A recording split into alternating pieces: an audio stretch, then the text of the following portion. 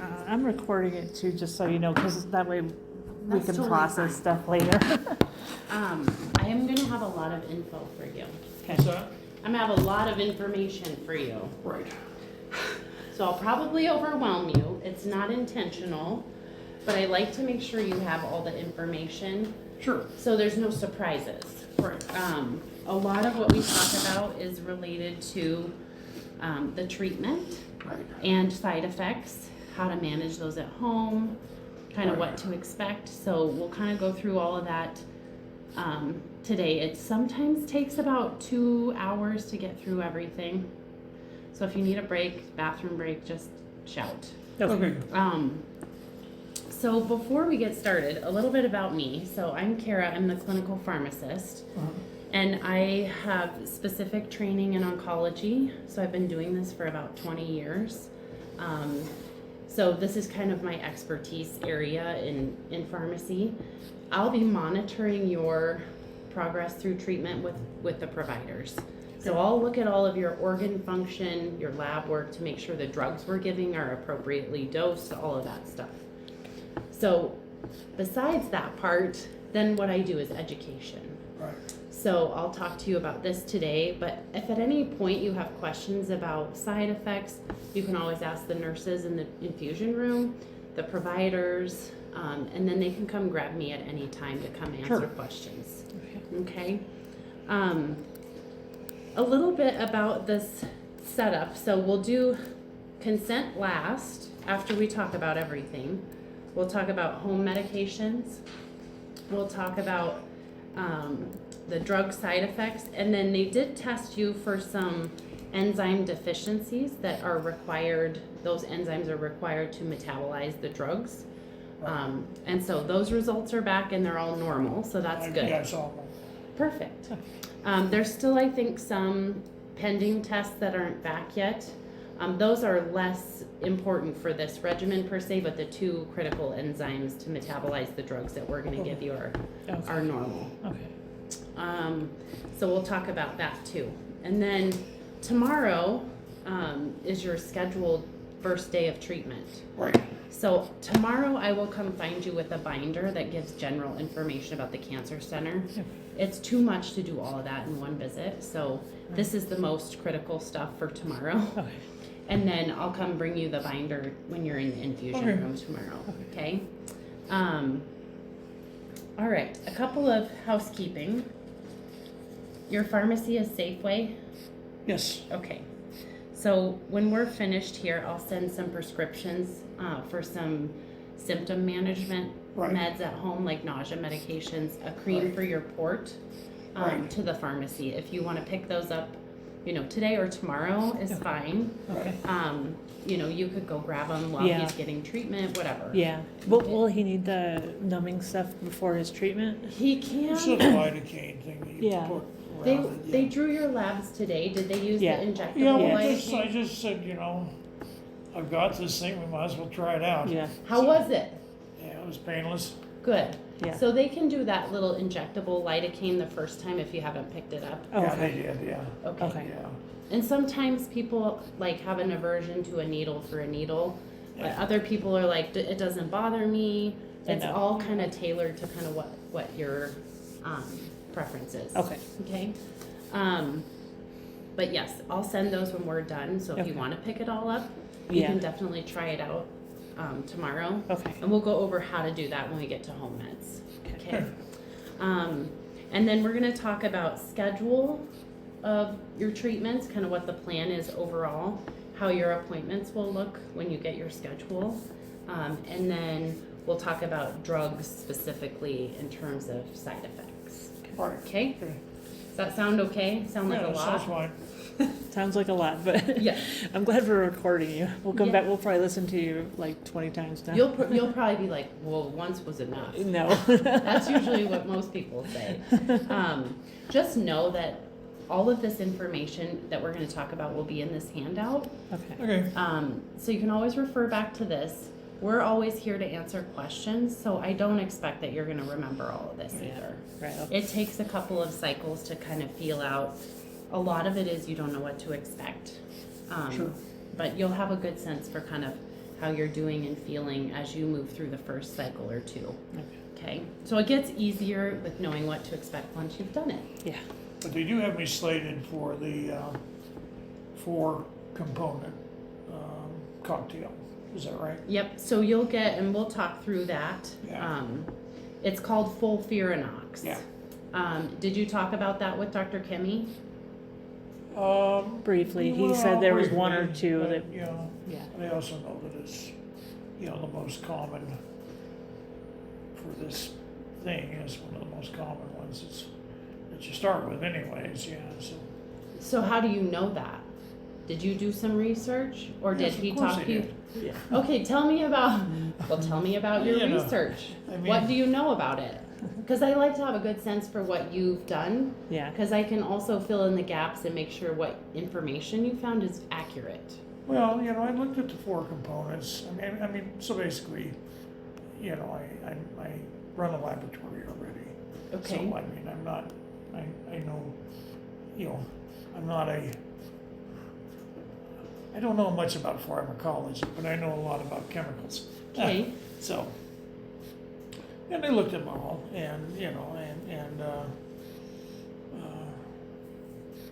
you know, I mean, I don't, I mean, you know, I mean, they're not goodies, but. No, but they're good at what they do, Right, which is why we give them. and I looked at, you know, each of the contributions of the other, you know, of the other components as to what, you know, what they're supposed to help on and this and Okay. that, so I have some idea of what they're gonna do. You know, I of course still don't know how you're gonna tolerate it, but, you know, Right.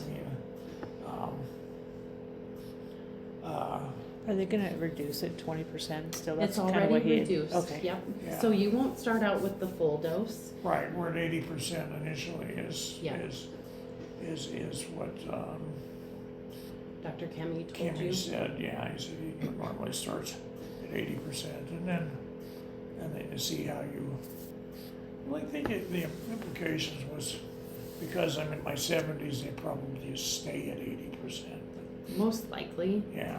Most people on this regimen, and I'll be honest with you, is hard. It's hard because there's a lot of side effects to manage, and people just don't always feel very good. Now, the best thing, Is it when I lose my hair? you might lose it a little bit, but it's not gonna fall I- out. I mean, I went and got it all cut, so that if I lost it. Well, you did that a little too soon, but hey, Yeah. it looks nice. Yes, It's I know. probably easier for you too. I mean, I usually do about this time of year anyway, so. Okay, He- so it's not Yeah. abnormal. He No. took the great grandson with him too, so Aw, they were cute. all excited. Yeah, he was super Okay. excited. 5-year-old. He's like, yeah. But you might have some thinning. So some people do have a little bit of hair let loose, but usually Right. you don't go completely bald on this regimen. Yeah, Okay. yeah, that was one of the things I mean, you know, as you look through it, at a lot of the research, it wants to jump you to all of the HER2 plus stuff, and I'm going, I think that's what I'm taking. Yeah. So you actually are gonna get a regimen called Modified FOLFIRINOX. Okay, so this is a modified one. Yep. The straight up FOLFIRINOX that has a 5-fluorouracil push in it is Yeah. much more difficult. The dosing's a little bit different. This is much better tolerated. I did review your past medical history, and you have a very significant cardiac history. So Yes, that's important for you to be aware that a couple of the drugs in this regimen can potentially worsen cardiac symptoms. So knowing what to do and when to seek emergency attention right, is really critical. There's nothing that says you can't have this regimen, like related to that, and the cardiac side effects are very rare. right. But I want you to know that going in, that is a Right. potential risk. It's on the less than 1% variety. Right. But if it happens to you, That 1% matters. absolutely. Yeah. So Yeah. just knowing to be more cognizant of those symptoms. If you're really short of breath, if you feel like an elephant sitting on your chest. Does this, I mean, is one of this, how prominent is the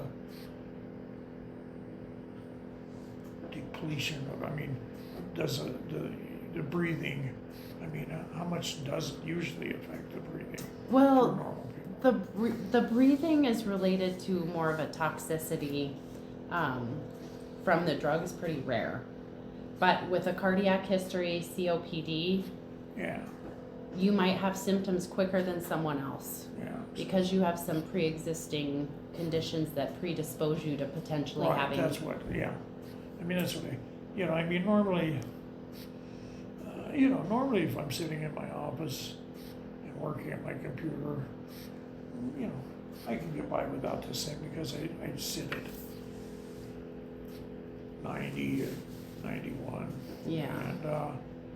And, but when I start talking along, when I start moving along, Mm-hmm. then I start to pull down, so I need it. So I would say when you start this, I would continue to wear it. You're supposed to wear it around the clock now? He probably I should wear because, it quite a bit more Okay. as I'm going through this, because, We probably should. Just from the standpoint of if you get worse, the question will be, is it drug or should we be wearing oxygen? Yeah. right, So to take out some of the variables yeah, that will give us a better answer to what's happening. right. To I would keep- try to be consistent with that. Right, I mean, limit the variables, so it's just, I was in, yeah, looked at some results already from tests that they just took, And I haven't seen your He labs. was, he from was today. down at like a 76% oxygen when we well, walked when in. it came in, but then, yeah. Did you So- have this on? No, I didn't have that on. We went out and got it. It's a Well, pain my- in the neck, I'm sure. It I would is. hate it. Some of the, where are those results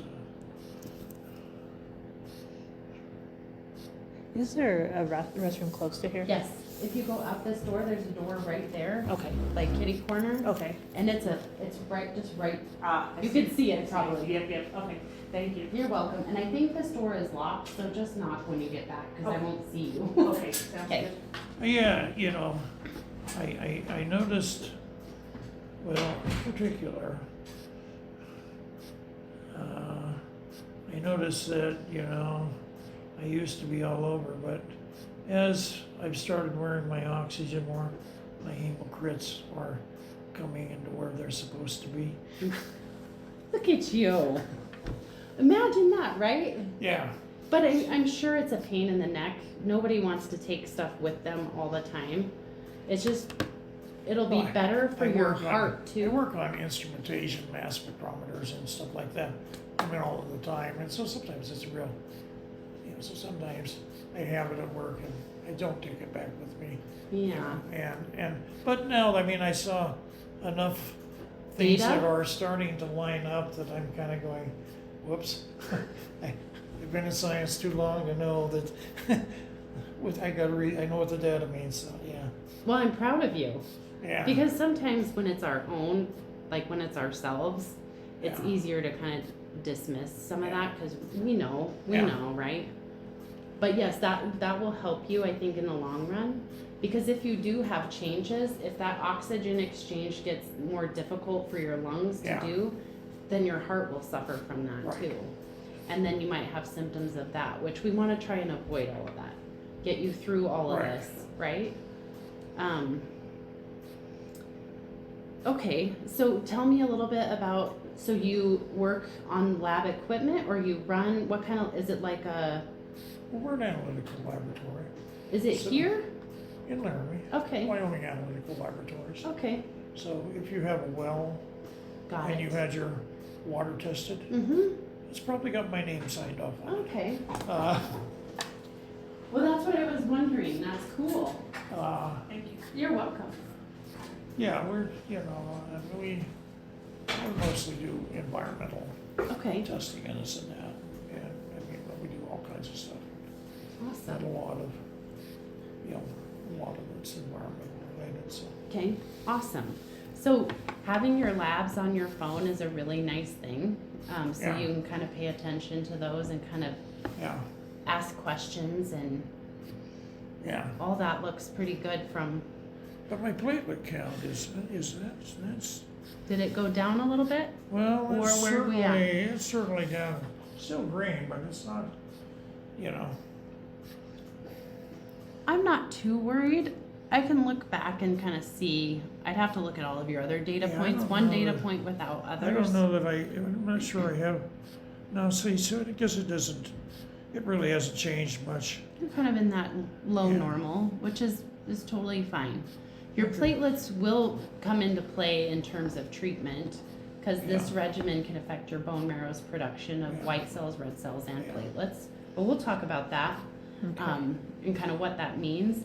But before we get into that, you're going to get this modified Yeah. FOLFIRINOX, which is a fancy way of saying you're going to get folinic acid, which is leucovorin.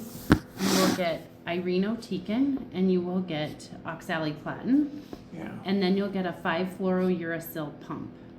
And we'll talk about the pump too. But that's how we get this name. It's short for all of these different parts of the drugs that are in there. yeah, I read that, yeah. Perfect. One cycle is going to be 14 days long. So every 2 weeks you will get treatment, and you'll do four cycles is the plan before we re-image and revisit. Is that enough treatment to take you one to surgery, or do we need to do more cycles? That will be a decision point. So Right. what happens after that is hard to At know. the end of the 2 months, it's, yeah, they certainly see, I mean, yeah. Hopefully we see a response that's good enough to proceed to surgery. If not, depending on how you're tolerating the treatment, usually we do more cycles or you go to surgery. Right, And then be prepared. This isn't spelled out, but enough history of working in this area. If you go to surgery after 4, most likely once you have a little bit of time to recover, you will get treatment after 2. right. What that entails is very much on the table in That's terms what was initially Okay, sketched perfect. out Yeah, for us. yeah. was Perfect. Yeah, With they- Dr. Kemi. 2 months and rest Dr. period, Tierney. and then Both. surgery, and then, you know, a brief rest period, and then Yep, probably 2 months again, you know, 8. total. Yeah, Usually 8 is the total. Okay. Hopefully that's what will happen is you'll do 4 surgery and then you'll complete 4 after. But really, it's hard to predict the future, right? So I just want you to have that mental map of where you're headed potentially. Mm-hmm. But all of this will depend on kind of how things go too, right? If they did talk about like the 2 combo, you know, the 2 cocktail Mhm. combo, that if he doesn't tolerate this one, that Yep. does. it's not as effective. I know it's not, but I'm saying if you don't tolerate this one, then do you just move right into It'll as a de- next cycle, or does it start it again? It'll depend on how you're tolerating, like what the toxicity is for changing. Mm-hmm. And if we need to give you a brief break to get to the point where we can give you treatment again. Mm-hmm. But yes, and if we have to do that, there's usually a little delay because we have to change your orders, we have to get it all through your insurance, we have to order new drugs, and then we have to talk about side effects of the new regimen. Right. So it's kind of a process every time. Right. Now, the first time is So one of usually the worst. questions that we had What's that? is, one of the questions we had is, as your immune system goes down. His cat I sneezed got on this him the big other asshole day. cat who's damn sure he has to sleep Right right next next to you? to me. And you know, and then he gets up and sneezes in your face, and you're like, are you gonna have to move outside or what? You know, Yeah. Outside the bedroom? Yeah. or Is he like on you all the time if you're sitting down?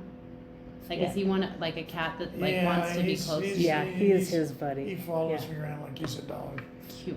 Yes. So, Yeah, so, I mean, if he sneezes in your face, probably not ideal.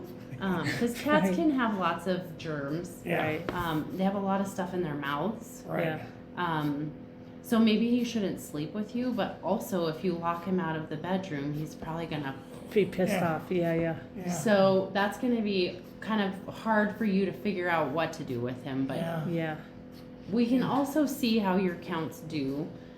Most of the time when we do this regimen, it is pretty toxic. You just have to You'll to the just have bone to marrow. learn to sleep somewhere else, that's fine. Yeah. Put some earplugs in so you can't hear them. Yeah. I One- just- Crying. We have and- one, sorry, I know that this is kind of throwing you off your schedule, That's but okay. my son graduates, May 29th from Yep. high school. Okay. And it's pretty, we lost my mom, so it's like super important. He really Yeah. wants my dad there. My Absolutely. dad really wants to be there, but then like, So if You his, should go. if his immune We're system's way thinking that- low, how does, that So- Tuesdays probably work out great because I have a couple, day 3 and 4 are the hard days, is that right? 3, 4, 5 is what we've been told, but Yeah. that's, So usually while the pump is on, most people don't feel terrible because we give you a bunch of meds on day 1 that last like 2 days. Days 3 you usually feel decent and you start going downhill days 4, 5, 6. okay, And everybody's a little bit different. right. First cycle is usually not as bad as like future cycles, just from that standpoint of it's kind Well, of this would be, Second, right at probably. the end of the second cycle, so. by the end of the second cycle you'll be feeling better. Just in So- time to get treatment done. Right? Yeah. Well, yeah, so like if we look, I mean, I'm just gonna go anyway. You should Yeah. go, Yeah. Yeah. and if you need to, so it'll be at the arena, which is big. So I would say don't try to cram in the front where everybody's gonna be. You might wanna sit up higher so Yeah. that there's not people all over you. yeah, That would be if you're worried about the infection risk. yeah, You could also wear a mask. Right over the mass, yeah. yeah, The mask is a nice visual deterrent for people typically. yeah, They're more respectful of your space yeah, because they're either worried about you having an infection right, or they're trying to protect themselves. So it's a Right. visual reminder. Otherwise, they don't know. right, yeah, yeah, Yeah. But okay, I would also say that that's a once in a lifetime thing. You shouldn't miss it. yeah, And our goal is to not turn you into a hermit right, or you Right. can't do things. right, So good hand washing, avoiding people you know are sick. I have a senior too. Yeah. Who's graduating, who's happens to be calling me at the moment. Of course, Thinking yes. that I have nothing better to do than to talk to him on the phone. that Oh, sounds, but- maybe they know So each you other, have one that's a Probably. senior as well? Yeah, I have a senior, a junior, and a freshman, so I'll be Oh, wow, doing this you're- repetitively. Yes. Yeah. But what I was gonna say is if we are starting, I was just gonna pull up the calendar. yeah, Because my brain it does a lot of complicated math, but calendar math is hard. yeah, so we start 28th, that's tomorrow, Yep. and then You would get it again on the 12th. 12th, and then, so then graduation is 29th, so he'd get it on the 26th, so Yep. that'd be right into your third treatment, Dad. So the 26th, you'd have the pump on till the 28th. You'd probably feel not too bad on Friday, Yeah. but you'll have a better sense for how you feel after you get 1 or 2 under your belt. Yeah, We'll give you more data to make a better answer. yeah, Um, so, we can definitely talk about that as it gets a little closer too. Yeah. But I would not say that delaying you a whole week would be Right. something that I would want to do because our No. goal is curative. Yeah. yeah, no, So, yeah, that's not We at want all. to maintain your ability to do things, but also if we're going to put Keep on you through this, schedule, we want to give you the best possible outcome. So Yeah. we don't monitor the CA-19 until this whole cycle is done, is that right? So the CA19-9 is a tumor marker Right. that's specifically for typically pancreatic. Some GI Right. cancers produce it too, besides pancreatic, but typically we call it a pancreatic marker. Yeah. And I don't know, did Dr. Kemi say how frequently he wants to check it? No. we didn't- So, yeah, He kind of indicated that it wasn't a great Exactly. marker, yeah, he said sometimes it I can know be what it zero, was the other day. Correct. And- Some people their tumors don't produce it. yeah, Other people's tumors do. yeah, So usually in the curative setting, we don't monitor it until post-surgery, and then they'll do a level. Once you get through, they might do it after surgery to see if it dropped it. and then that's a starting point for monitoring if they want to do it. Right. Right, But okay. usually that's a better thing if you are not curative and we can't get rid of the disease and we're watching to see if your disease is Really like worsening. exponentially Okay. growing. Yeah, Right. so we use it with imaging and with tumor markers. We Right. don't hang our hat on a tumor marker ever. Good. Right. Okay. Good. So I didn't look in your orders to see if he'd populated that because it's It was not like standard. 300. It's 319. I Yeah. saw what it was, but in Yeah. terms of the future, but I'll make a note to go in and peek specifically to see if he added it. Okay. I don't think I saw I'm it just, added. I'm just curious Yeah. because, It's a great question. One other thing we were curious about is he ended up getting a pancreatic protocol CT, because I think the initial one was, everything, and then that saw the kidney stone, but then they had one that was just more Focus focused on on the pancreas. But then that was supposed to help, I think, see if his tumor was too close to the blood vessels, and that Okay. was going to be some idea of if he was a candidate for surgery. Okay. But we never really. When was that done? That was done to God every day. So I'm so lost on days. That's okay. It was on a. What day did it was you? a Friday. Pull up your Yeah. my chart. Yeah, it's- Yeah. Let's see if we can see it in there. Yeah, it was It's in right there. before they did their cancer board, their tumor board. Mhm. Yeah, because we were able to get it done here, and then, but I don't remember now. I'm like Okay. so lost on dates.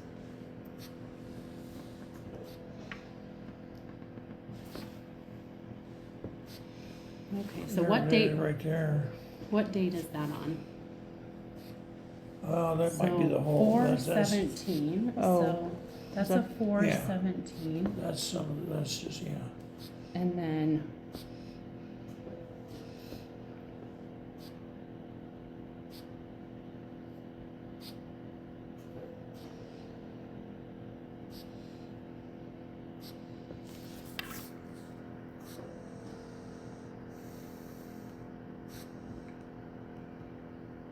Let me just see if there's another one in there.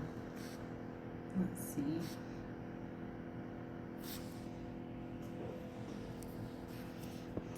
So that was for your port. That's the one Dr. Tierney ordered. Yeah, that's the one that he was. And the initial one was way back in like the end of March. Oh, see, Yeah. this would be, This yeah. is the old one that we ordered here, it Yeah, looks that- like. Yeah. So so you're gonna see Dr. Thompson tomorrow Yeah. before your treatment. You can ask him about that, but from my understanding, they use that information in the tumor board discussion Right, to look at whether or not you're a candidate for surgery. And right. if we're still proceeding like that's the goal, I would assume that's a good sign. That's what I'm Yeah. that's Yeah. kind of the way I've been. But I would looking. ask. Yeah. Yeah. Because Okay. I shouldn't go over CT results Well- with you. Right.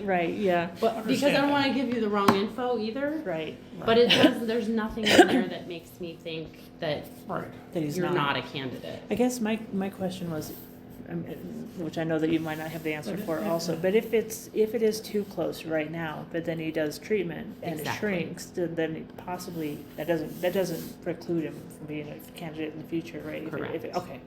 So the goal is to shrink it and make Right. surgery more successful and hit any micro metastatic disease Right. that's in there that we can't see with, Right. Yeah, with catch imaging. anything, it Yep. might go out, okay. So Yeah. that's the whole, so I think the best So answer. we've sort of sidetracked you on a lot. That's so we'll- okay. Sorry. That's okay.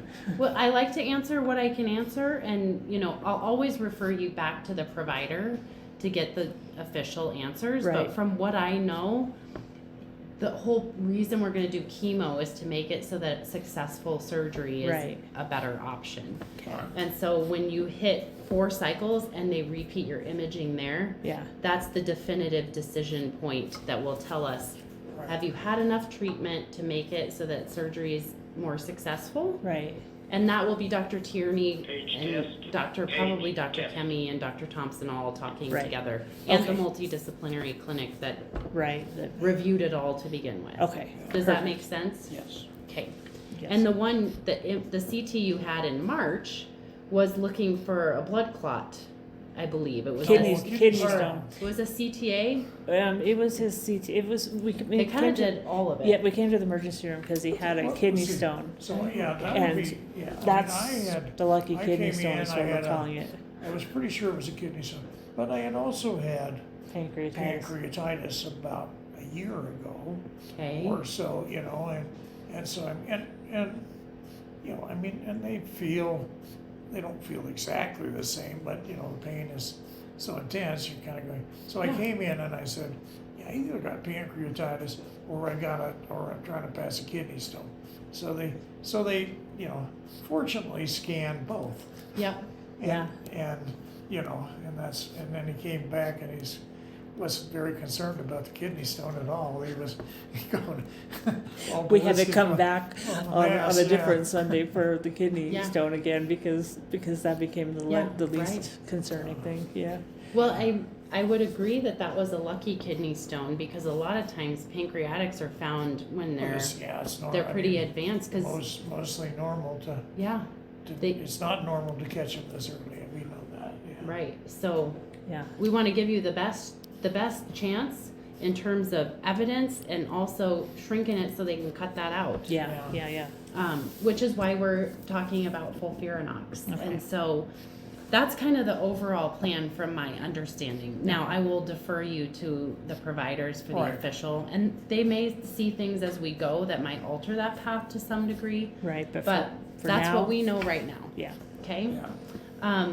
So you'll do 4 cycles, and then we'll send you back to Tierney with some imaging to make a definitive plan about are you ready for surgery at that point? okay, Okay, and then beyond that is kind of this is what usually happens, right, but we'll talk about that in more detail Right. once we kind of know when we hit that point. okay, So on day 1, which will be tomorrow for you, Yeah. we talk about treatment in cycles and days. Right, So you will have cycle 1, day 1 tomorrow, and then 14 days from that is the end of your cycle, then you repeat.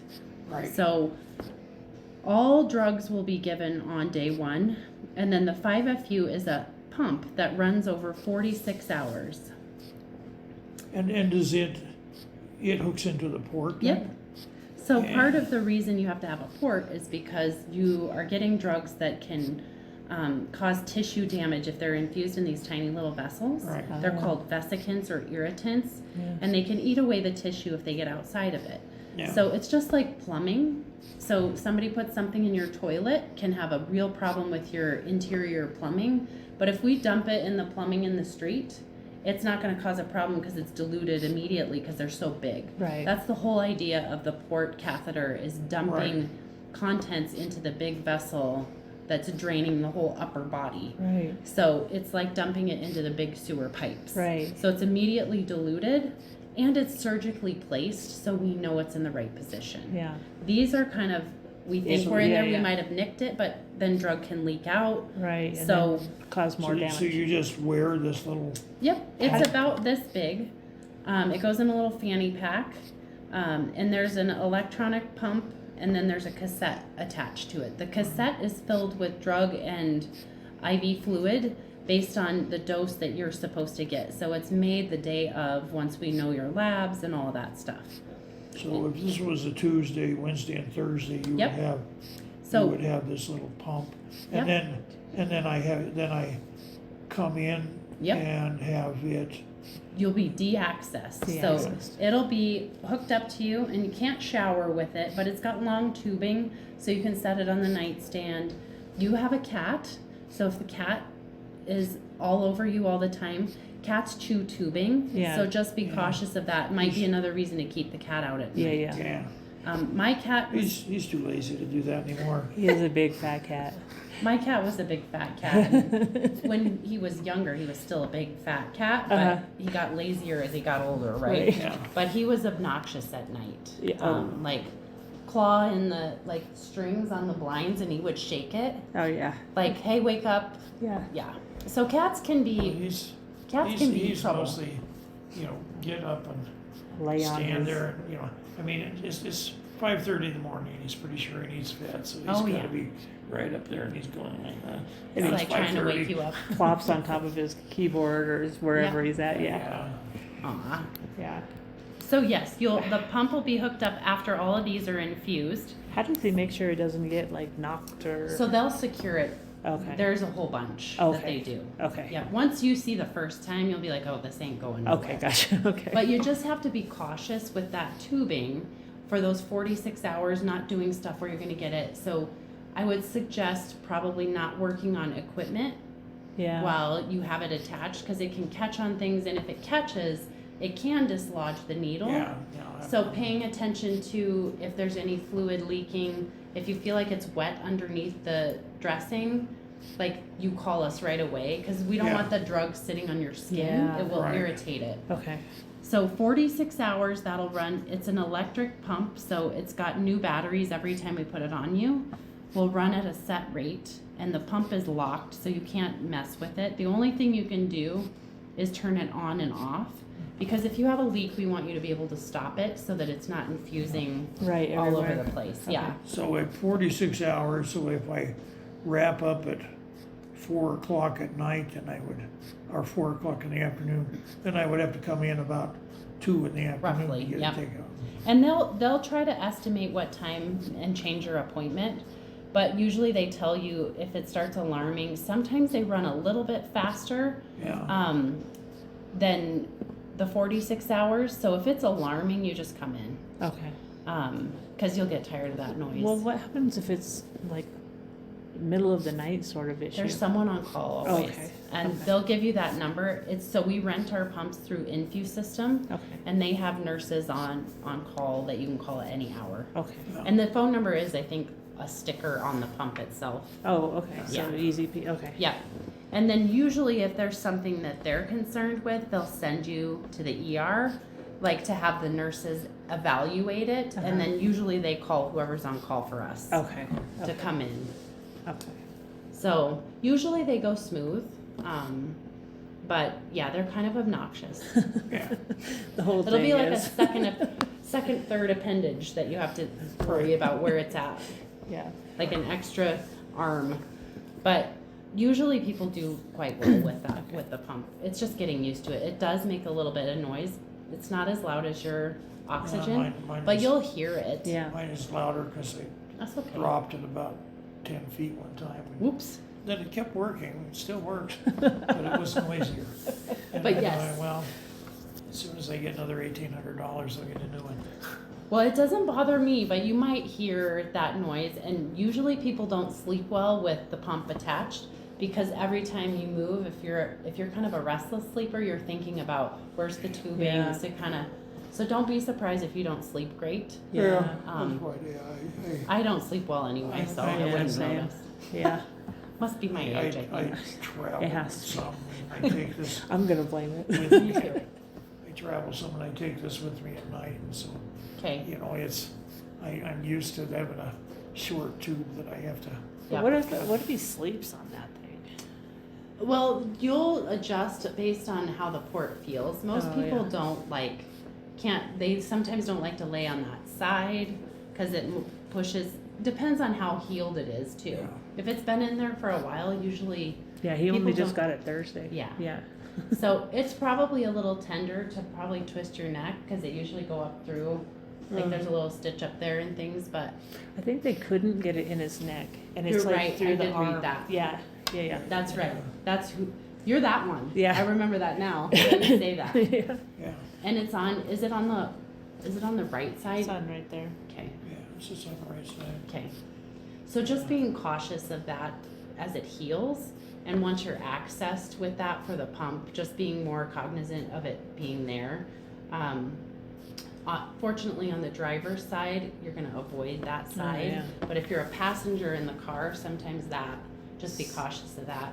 Yeah, Yeah. There's some pillow things that I think we have that we can get you. Just ask oh, yeah. one of the yeah, nurses. a little It's a little pillow thing seatbelt that works, pillow. Yeah, Okay, so that's kind of the schedule, and then, so you'll have, on treatment day, you'll have 3 appointments. You'll have a NOD appointment is what it's called, which stands for Nurse of the Day. That's who accessed you for your port to draw your labs, because it's a sterile procedure. Right. So only the nurses do that, so that the care techs that draw peripheral labs won't be doing that for you. Okay. So you'll have that appointment, then you'll have a provider visit, then you'll have an infusion appointment. So you'll have 3 appointments on this day. And then on pump disconnect day, you'll just have an infusion appointment. Okay. And the nurse will disconnect you, Okay. flush your port, and send you on your way. Is it come through the same area every time? Like Mhm. come, Yeah. oh, we Yep. talk to the same, okay. Yep, so you'll come in that same door. So- Did you park over in that? Yeah, like Yeah, right right around, outside of yeah, two, Perfect. yeah. yeah, Because we'll start construction soon, and this door that's here oh, will close okay. soon. Oh, shoot. So, Yeah, just want to make sure you know to come to that other, Okay. the main entrance. So I understand then that this day one, It'll be long. will Yeah. be tomorrow, will be a Yeah. longer day probably than the other cycles, is that? Usually the first one takes longer because everything's new. They're explaining things to you. They're also like assessing you to see how much you know about the regimen. They'll be re-reviewing some of the things we probably talk about today. And we'll get into some of the stuff. But usually it takes a little longer the first time, and then once you're familiar with it, things go a little smoother because we can Right. be a little faster. right, But okay. it really doesn't so much have Not the drip rate, not to do Not with the correct. drip rate. I Yeah, mean, You it's got it. just- The other- rates stay the same. okay, It's just a matter of how comfortable and what kinds of questions you have, and explaining what's happening Yeah. as they're doing it. That usually takes more time. oh, Okay. okay, So you'll have those appointments up front, and when you go to infusion, then once you're cleared by the provider to be treated, then we start with pre-meds, and your pre-meds can take 30 to 60 minutes depending. And then once those are in you, then we start the treatment. what's the So pre-meds? yeah, So those are meds we give you up front to prevent side effects. Oh, okay, Okay. like an anti-nausea, Yep. stuff like that, Yep, okay. you got it. And we'll go over those. I didn't grab that sheet for some reason today, but I'll go grab it from my office and we'll go through kind of the pre-meds we're gonna give you too. Usually I Right. have that in this stack, but yeah, I'm I think I familiar- had enough paper and I thought I had it Yeah, in here, yeah. but I had your report. anyway. I'm familiar with some of the anti-nausea ones, because my wife had MS for years and did infusions. Okay, And we, so I'm sort of familiar with, kind of the concept of what that looks Yeah, like and, yeah. okay. We'll go over what nausea meds you'll have at home and how to Mannitol, use right? them, Okay, when we get to that section. okay, Does that sound good? Yeah. Okay. Any other questions about schedule? no, I think that, Okay. So I think day one, I would plan to be here a significant chunk of the day. yeah, It's usually roughly around 4 to 5 hours at minimum. okay, And usually the labs and provider visit take more time than we want it to, but that's just because the lab results take time. I know, I deal with lab people all the time, they're always slow. Well, and everything we do is stat, but we also have to take into account the lab is also dealing with I know. the all their ED and the stuff. hospital too. Yeah, So, yeah. the ED always bypasses us. Right. Obviously, as it should. right, well, This page talks about if we need to, if we suppress your bone marrow's ability to make white cells, we may need to add some growth factors. We don't start with those till we see how your bone marrow responds, but we'll add those if needed. You will. is that measured in blood tests? Mhm. Okay, So it mostly is your white blood cells that we Right. can give a growth factor to. So this Okay. is, if needed, Yeah, we'll add for white blood cell. well, and then do you add it into how do you add it? It's an injection when you disconnect the pump. Gotcha, okay, So this regimen is every 14 days, but you're going to be getting chemo 2 days basically. The rule for using some of these growth factors is that they need to be 14 days between chemo. So typically with this regimen, we're not going to extend you 2 days, so we will just give it if needed. Because it doesn't matter in terms of we give it on the day that the pump disconnects or we give it the day after. Mm-hmm. Either way, we don't have enough days in the cycle to do it the 14-day rule. Right, But a lot of patients do need this added at some point. okay. And not saying that you're old, but your bone marrow has gone 72 years of turning over. Yeah, I used to be just over 6 foot tall. Now I'm just barely 5'10", which pisses me off. Well, I'd round up still. That's what I do. yeah. I'm I still have- 6 foot. I have a, I know about significant figures.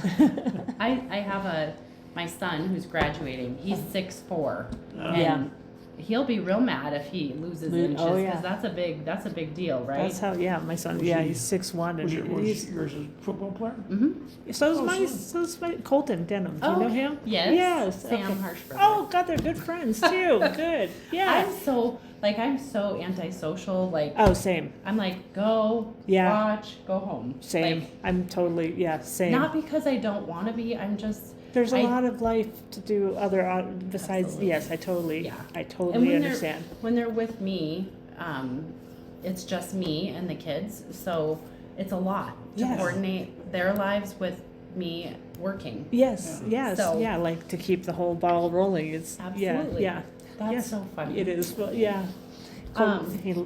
Colton loves him, so, yeah. Okay, so then the anti-diarrhea, you're just, So those are just the over-counters that, I'm gonna send a prescription for Imodium to the pharmacy because if you need it, you're gonna need way more than you can buy over the counter in a box. Oh. This okay. is, and we'll talk about that in a minute, but this is, yes, Imodium.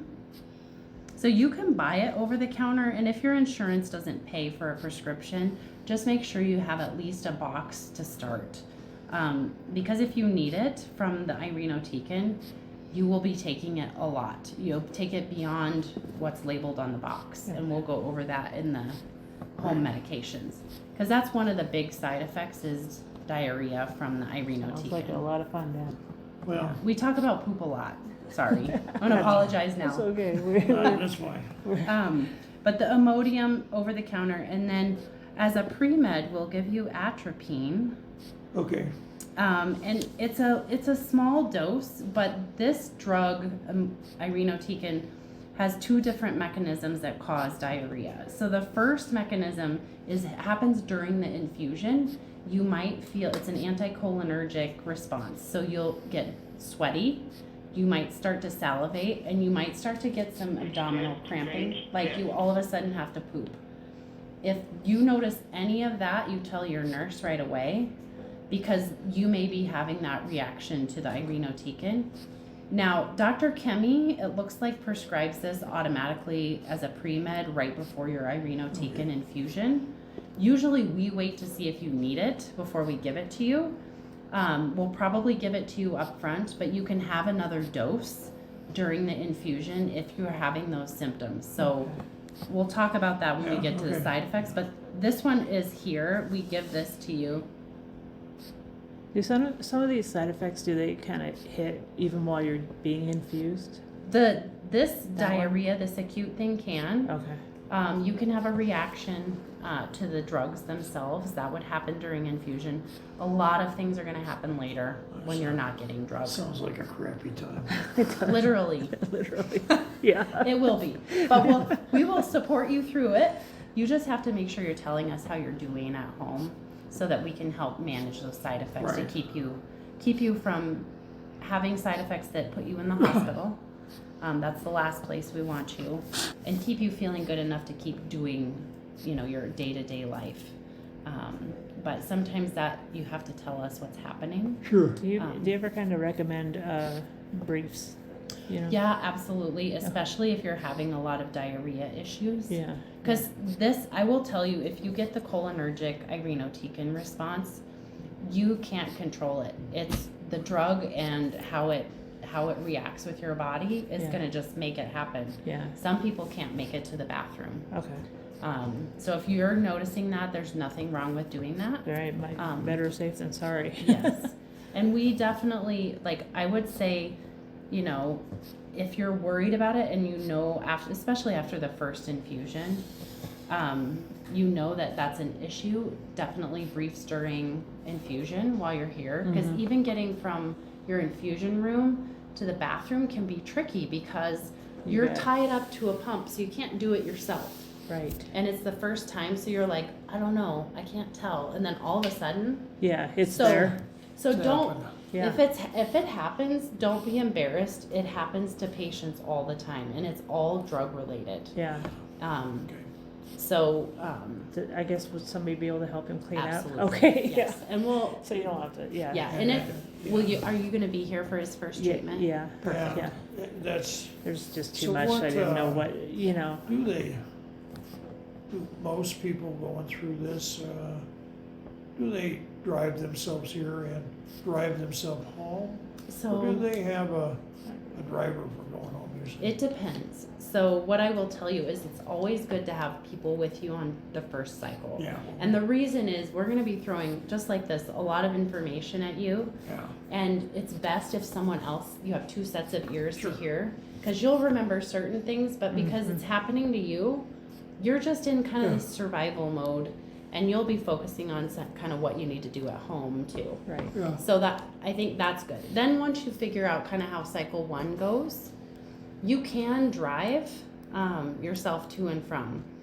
The only thing I would say is have somebody on standby that could come pick you up if needed.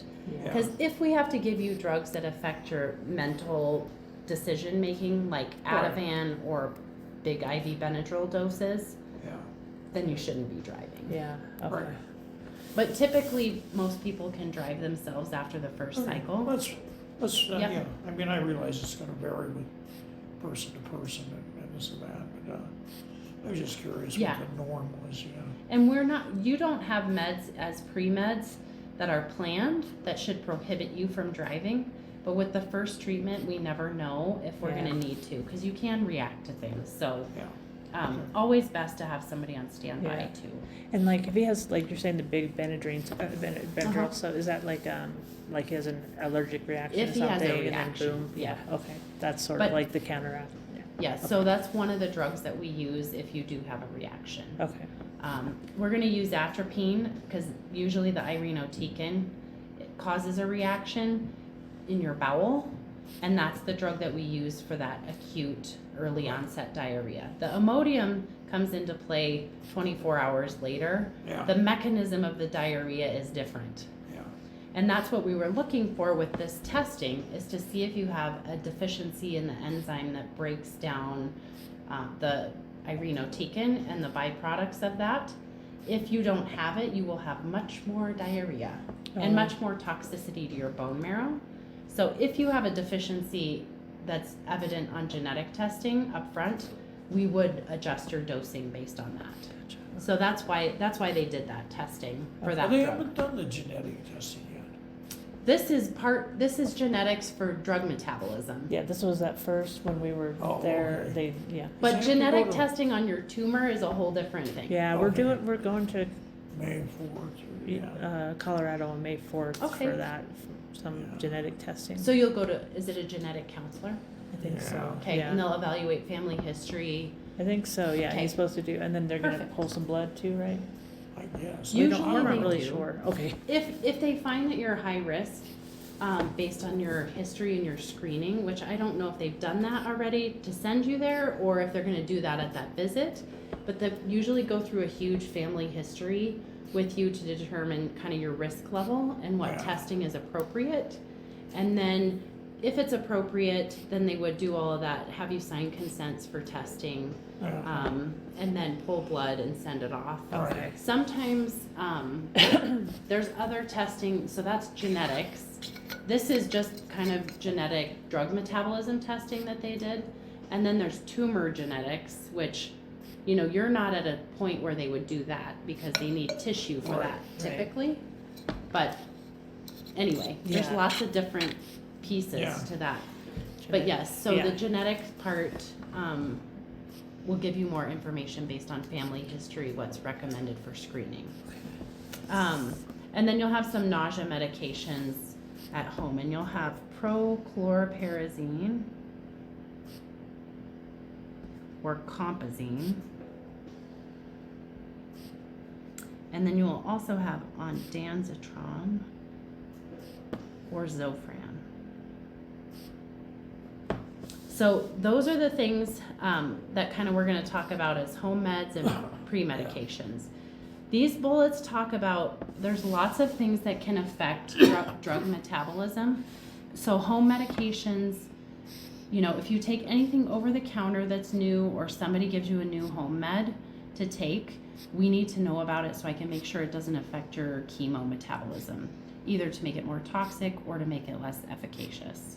So typically we know about these things because you're seeing us a whole lot more than you're seeing other providers, but if for Right. some reason you had a cardiology visit in the middle of all of this and they wanted to switch up your cardiac meds for some reason, just give us a call and say, hey, FYI, we switched this up.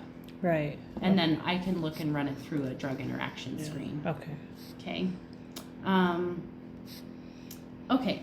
Vaccines we don't usually do during chemo because we're affecting your immune system response to it. So if somebody's suggesting that, talk to us before you do it. Okay. All right. So side effects. These are going to be organized in a table. Side effect on the left and treatment Management, yeah. pearls on the right. Everything we talk about is going to be over here. Right. So this is kind of long, I know, but I'll try to make it efficient. We're going to talk about all of this. And then this is the serious chunk that doesn't happen very often. Okay, so we'll go through all of this, ask questions as we go, but I'll just kind of go through this, and as you have questions or they come up, just ask. Okay, so first of all, this regimen altogether is toxic to your bone marrow. Your bone marrow produces all of the blood cells that you have. So white cells, red cells, and platelets. And unfortunately, this chemo is not smart enough to say this is a tumor cell and this is a bone marrow cell. They only hit fast growing cells regardless of where they come from and whether they're problematic or healthy. Right. So that's where we see a lot of the side effects. So your white cells tend to come up out of the bone marrow, and they turn over about every 7 to 10 days. So they grow pretty quick. This usually is the first cell line we see to drop. So with this, your white cells are part of your immune system and fight off Right. infection. So any fever of 100.4 or higher, we need to hear from you. Any symptoms of chills, fever, sore throat, new cough, burning when you pee, skin lesions that look infected, anything like that, we want to know, even if you don't have a temperature, because sometimes you might have some symptoms that prompt us to do some testing to make sure you don't have an infection, and you might be at the start of having, say, strep throat or a pneumonia or something like that. Usually when you're immunosuppressed, fever tends to be the big trigger like that we see. So any fever over 100.4. Keeping yourself healthy, good hand washing, avoiding crowds if we tell you your counts are low. We will be looking for your neutrophils primarily and what's called the ANC. Have you heard that terminology before? Yes. Okay, this stands for absolute neutrophil count. And this number, when it gets to a certain point, your risk of infection goes up exponentially. So to qualify to get treatment, your ANC has to be above a certain number. And then if it's below that, usually we can't give you chemo because we're going to suppress your immune system to the point where you're high risk. So we'll watch that close, but this is what we can give you a growth factor for if we need to. Yeah, okay. Okay. Any questions about infection risk? No. Okay. Yeah. My daughter Uh-huh. is 30, and I have 3 grandkids. They all Okay. live with my dad. Okay. And they're 2 5-year-old twins and a 6-year-old. Okay. And they're, Petri dishes. yes, Mhm. yep. And so, I guess we just wondered, I mean, his room is kind of like off in his bathroom and, Okay. some little thing. Our idea was to make sure that door stays shut and they don't go in and sort of, I mean, is that, I what I think mean? that's fine. I would not, like, unless they start exhibiting symptoms of illness, I would be more cautious then, for sure. But a lot of times they're pretty robust when they're young and sick, too. Yeah. So best thing for you is not, if they're showing symptoms, to try and keep your hands clean, Right. not sharing, Right. eating, drinking utensils, good hand Right. washing. Yeah, okay. So Um, just normal kind of yeah, state. yeah. Okay.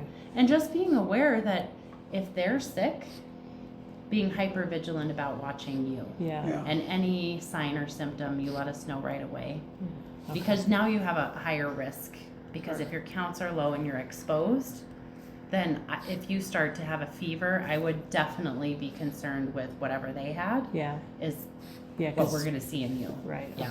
So if they've been tested, and say COVID have or something. COVID or Right. whatever, or RSV or whatever, Right. we probably need to jump quickly if you have any symptoms. Okay. And we would test you assuming you're probably going to be exhibiting similar.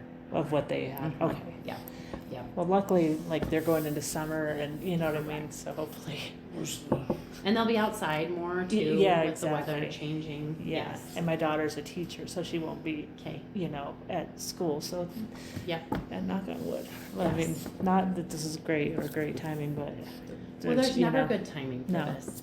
But the goal is not to keep you like as a hermit. Yeah. We want you to be able to do things, but just be smart enough to protect yourself as the situation might change. Okay. Okay. Yeah. And typically with this, your white blood cells will drop at about 7 to 10 days is usually when we see. But they recover quickly too because they grow so fast. right, Now, with repetitive chemo, based on your age, if your bone marrow's been through, 4 rounds of boxing, is what I like to call. If you've ever watched it, they don't stand up when they get knocked down as easily the further they get into Right, rounds. right. That's very similar for your bone marrow. So the more treatment you get, the harder it is for your cells to recover. So that's when we usually see the need to start growth factors.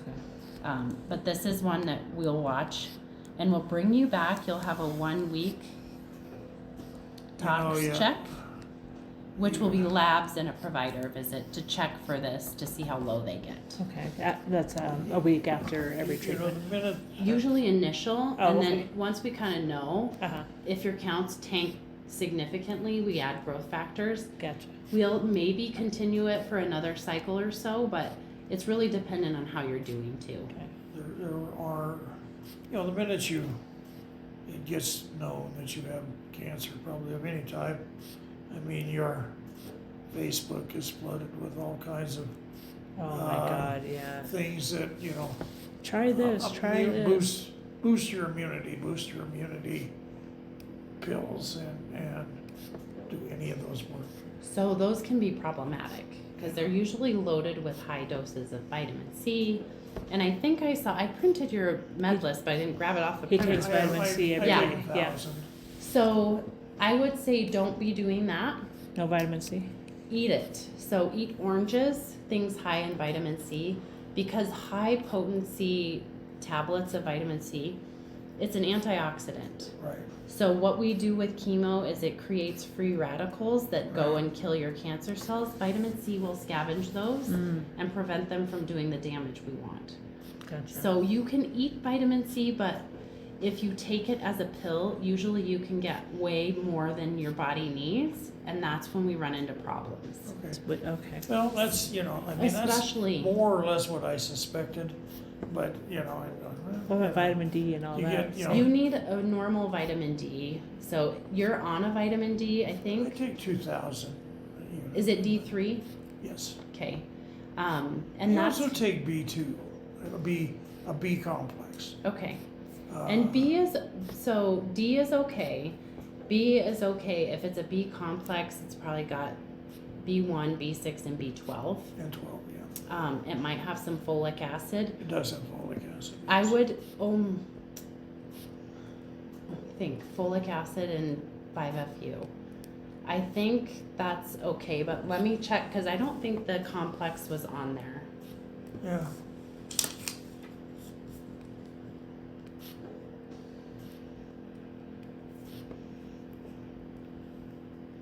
So I'm gonna tell you, stop doing it right now, and I'll double check it, and I can give Okay. you an answer tomorrow. Cause folic acid, so I think folic acid is okay, but it may make the drug more toxic, cause we're gonna give you this leucovorin, which is a reduced derivative of folic acid, Uh-huh. basically, which leucovorin makes the 5-FU work better.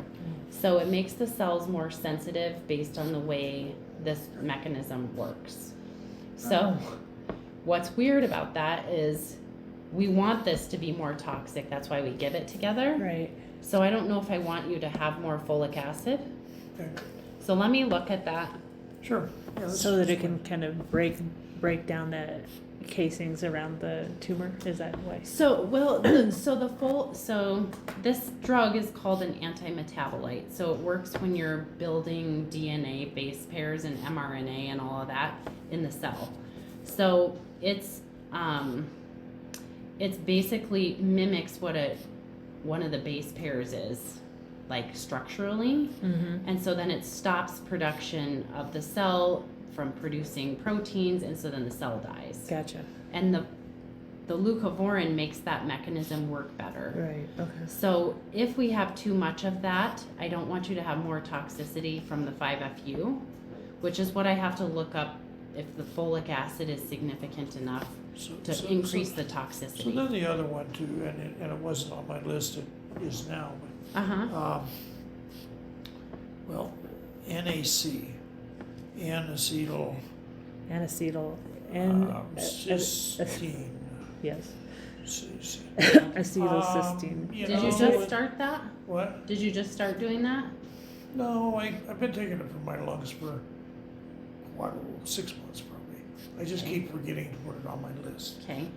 And it just helps keep, well, it helps keep me from getting bronchial infections. Okay.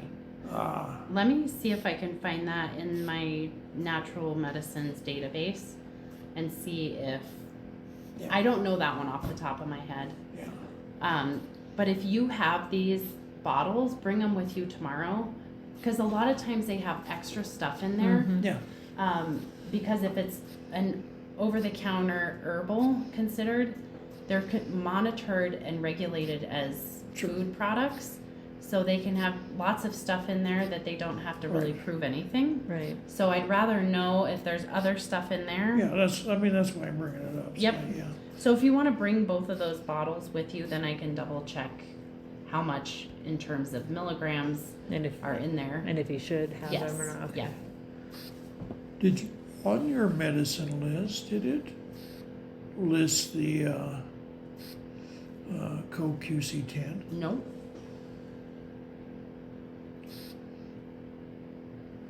Okay. Because I take, a statin, Mm-hmm.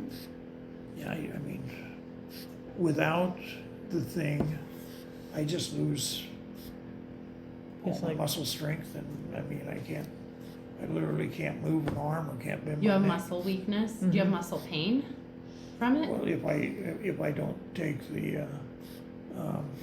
Yeah. CoQ10, I do, Okay.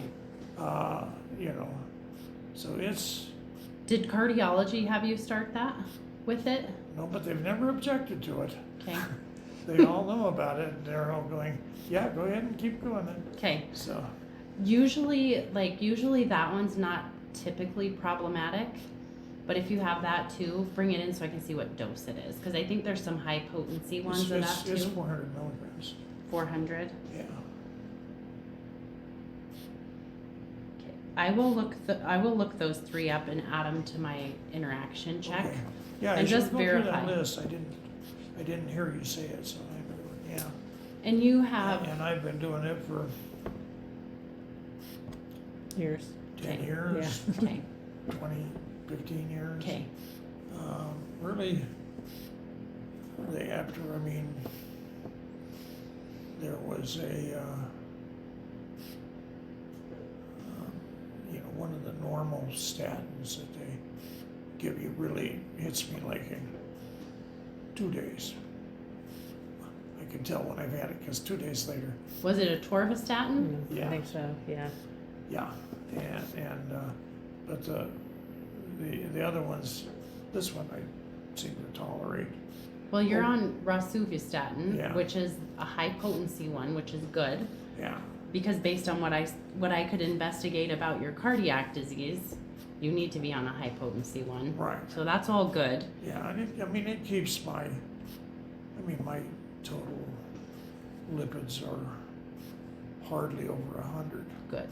Okay. You know. Good. That's where we want them. Yeah. Okay. So I'll look those up. If you can bring those bottles with you when you come tomorrow, then I'll double check everything that's in there. So that's your white cells.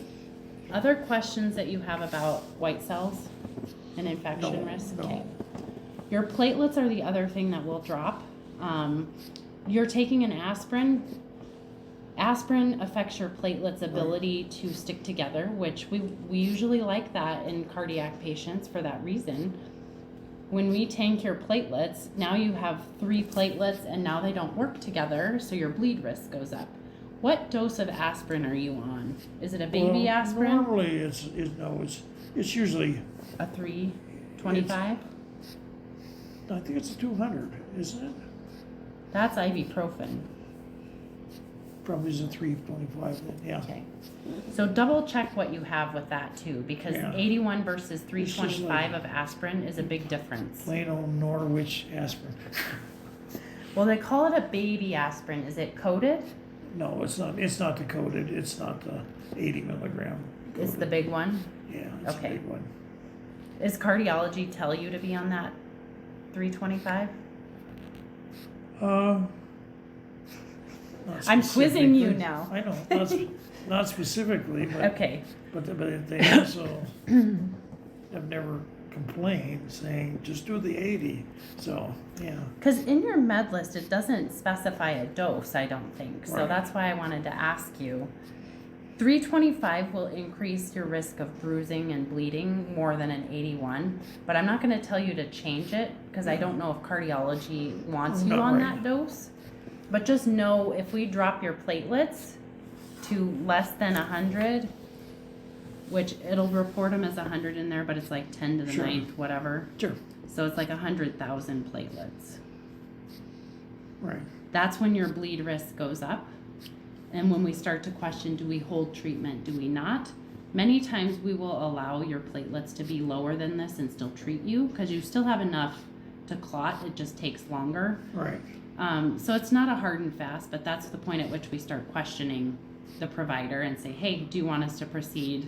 And for you, I would say risk benefit, we probably would proceed unless you're having bleeding. Yeah. Right. Does that So make they sense? don't, like, do a vitamin K or something if you need. That's only if you're on a blood thinner called warfarin. Yeah, That's kind of the antidote to warfarin. But that's a whole different mechanism. This just affects how this will drop your platelet number, but the aspirin affects how the platelets stick together. Yep. So So it then makes would- them not work as a team. Would he have to just stop taking the aspirin? Would that? Yes and no. For your cardiac risk, I don't want to tell you to stop it at this point. Right, I mean, if it gets to that point. And depending on what's happening. Yeah, okay, gotcha. So risk benefit, Just the monitor- risks of We'll just be bleeding. monitoring. Yeah, the risk of bleeding is the concern, but also we have to weigh the risk of your cardiac disease and not having an antiplatelet. Right. So you don't have stents, you had bypass. So you have normal vessels Right. that they harvested and bypassed the, Right. correct? And it was checked like about a year and a half ago. 24. Yeah, and it was. I read the report. Okay, yeah. And it was all clear. This guy goes, yeah, they're all good. Whoever did that did good. Good, good, because like I could tell like which vessel was occluded and where they went, and those were all patent. So that looked good to me. Yeah. Not the cardiologist, but Yeah. I'm the worrywart of the group. We need one, everybody needs one. But your platelets, if they get low, you may bleed easier. So bruising, your gums may bleed. You may notice blood in your urine or your stool. A lot of times, it's not causing that, but if you have a little irregularity in your bowel, for example, and we drop your platelets, you might see blood then. So I have you keep an eye out for it so that if you see bleeding, you can tell us so we can evaluate it. Because usually So it would be the red, not the coffee grounds. it could be either. Uh, So paying attention, it's either black, tarry, and sticky, mhm. or it can be bright red. If you're vomiting, it's usually coffee ground if it's a higher up bleed. So if it's a bleed in your stomach, it usually looks like coffee grounds. If it's coming out of your rectum, it can be bright red or black and sticky, look like tar. So paying attention to those things and knowing what to do. If it's a lot of blood for anything, you just go to the ER. They can transfuse you a whole lot faster. Yeah. And for you, any blood loss with a cardiac history, that would compromise probably how much oxygen you're getting to your heart. So we would want you to be in there to be evaluated faster than somebody who doesn't have a significant cardiac Okay. history. So you might have nosebleeds as the other manifestation. With oxygen too, it'll dry out your nose, so it makes you higher risk for a bleed and then dropping your platelets. So keep your eye out for that. Shaving, do you use an electric razor or a straight? So Usually I don't even shave. that's okay too. But if you do, electric razor is safer in terms of bleed risk. Yeah. But if you've been doing straight blade shaving for 70 years, I'm not going to tell you to do anything different. Just be cautious, Yeah. because you're probably better at it than someone who hasn't Yeah. been doing it that long. Than our 17-year-olds. Yes, Yeah, exactly. yeah. Other things with this, if you're noticing blood and it's just a little bit of blood, you can definitely call and let us know. If it's a lot of blood, just go to the ER. Yeah. These are also like 7 to 14 day lifespan. So these can drop quickly. Usually we see them take a little bit more time. But these two drop first. Your red cells take way longer to drop. It's kind of this slow decline. But we'll watch that too. This talks about your red cells. Usually when those drop, you're gonna have more fatigue. And that's because those guys carry around the oxygen. So if you're wearing your oxygen, you probably won't notice a change in your hemoglobin as much. Symptom-wise, because you're going to be supplementing the oxygen so that what hemoglobin you do have is carrying it around. Right. But getting enough rest, finding ways to allow people to help you so you can conserve energy to do the things that are meaningful. Right. So like graduation, if you're fatigued and your hemoglobin is low, letting people help you do things like dishes and laundry so that you can have enough energy to go to graduation is important. That's what we're talking about here. I wish I could teach 3 little kids to do Right? dishes and laundry. I wish I could teach some teenagers. Oh my to do God, this. right? Just bring your dishes out of your room. Or It's, not leave your 59 rolled up socks in the middle of the living room. Yeah, yes, yeah. Drives me Just insane. the little things that, yeah, you're I'm like, sure I'll miss it. of course, sort of. you're right. Yes, I know somebody just asked, how are you feeling when you go to college? I'm ignoring it still. Same, yeah. Till August. Yeah, That's when I will be a disaster, I'm sure, when I take him to Utah. that's the Colton's going to South Dakota. So Yeah. they'll be far. Yeah, Like, in a way, I think it'll be good. I do too. I feel like they're probably both ready to, See, I mean, you gotta Start think their back thing. though. I mean, I left home. I mean, I was graduated. I was 17, and I was gone. I mean, Yeah. and I did fine. Of course you and we did. just, you just But he had- he called me this morning. I'm at work in huddle, and I see that he's calling. I'm like, what could it possibly be? I'm like, he doesn't know where his keys are, I bet you. Sure enough. Have you seen my keys? And I'm like, Sam, they're right where you left them. I have no idea. I was like, I think I saw them in a weird spot, but I don't remember where because they're not my keys to keep track of. yeah, it wasn't my day. But yeah, but that's what I'm We like. hear you, yeah. Oh, yeah, But what do you do? keep on trucking. That's right. So shortness of breath, dizziness, or feeling like you're having palpitations can be a sign that you're Right. not getting enough oxygen. Could be a sign of 1,000 other things too, so Right. don't ignore it, especially if it comes in a constellation of symptoms. Diarrhea. This is a big one. Yeah. And this is irinotecan typically. And I teach students to remember the toxicity of this drug by calling it I run to the can is the name. So this is the problem child when it comes to your bowels. You will have some level of diarrhea because you can also have diarrhea from the 5-fluorouracil as well. But typically irinotecan is the culprit. Keep yourself hydrated. Are you a good water drinker? I, To some I've been a degree. lot more here lately than, And it's Yeah. hard too because I see you're on a diuretic. You're on Yes. Lasix. So a fluid balance, you know, you don't want to overload your heart with fluid, but if you're having diarrhea, yeah, you It's gotta gonna be- replace that, yeah. and the rule is 4 or more loose stools, we have to hear from you. This you have to Oh, call us. a day. Yeah. And can Gatorade, anything like that help? Is Yep, that- okay. yep. So a lot of times this is the rule because you lose enough fluid plus you're losing electrolytes that we have to replace it typically.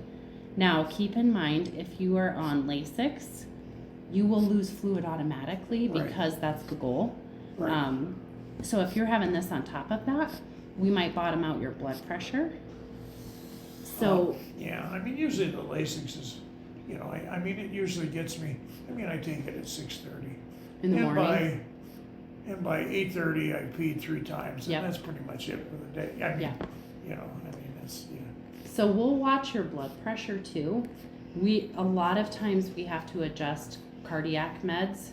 So if that's the case and we start to see that your blood pressure is too low because you're having more liquidy stools than you can keep up with and you're on the Lasix, we'll involve cardiology to help make changes in those meds. Yeah, I Especially with your cardiac history, we don't want to be making those changes. I watch my blood pressure pretty, Good. because I see it, I mean, I've had a few times when it dropped to 90 over 40. And how'd you feel? Well, not really. We're pretty Terrible. dizzy. Okay, so pay attention to that, and when you change position, going from laying to sitting, sitting to standing, take time. Yeah. Don't fly out of bed, Yeah, because that's when you'll have those changes and you'll pass out. And if you pass out and you fall and you hit your head and your platelets are low, you're gonna bleed, and then you're your gonna head be, bleeds like crazy, yeah. yep, and then you're gonna be Losing more in blood. the ER Yeah. and admitted. So this is going to be a tricky one just because you're on other meds that can cause problems with your blood pressure if you're losing fluid. Food stuff, there's a whole bunch of stuff in here that it's going to say avoid this. If you're having diarrhea, that's when to start making changes in your foods. If your bowels are normal, you don't have to avoid any of this, but I will tell you these tend to be triggers and problems. So it's Yeah. going to be things like raw vegetables, things that are high fiber will go through you if your gut's already irritated.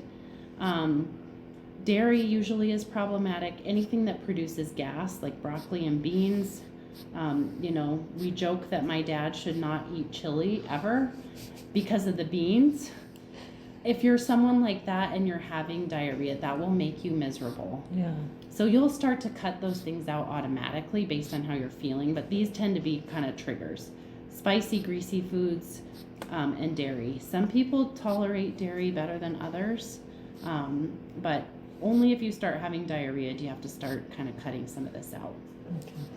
Okay. Lightheaded dizziness might be a sign that you're dehydrated. If you feel terrible and you haven't hit 4, please don't wait till you hit 4. Call us if you feel bad, even if you haven't hit this number. But make sure that you're using Imodium. And we'll go over the dosing. This is really aggressive dosing. It is very different than what's on the package. So it's on this sheet here, and I've circled it for you, but we'll talk about that. But it is much more frequent than doing what the package says. And we only do it for this drug typically. Okay. Okay.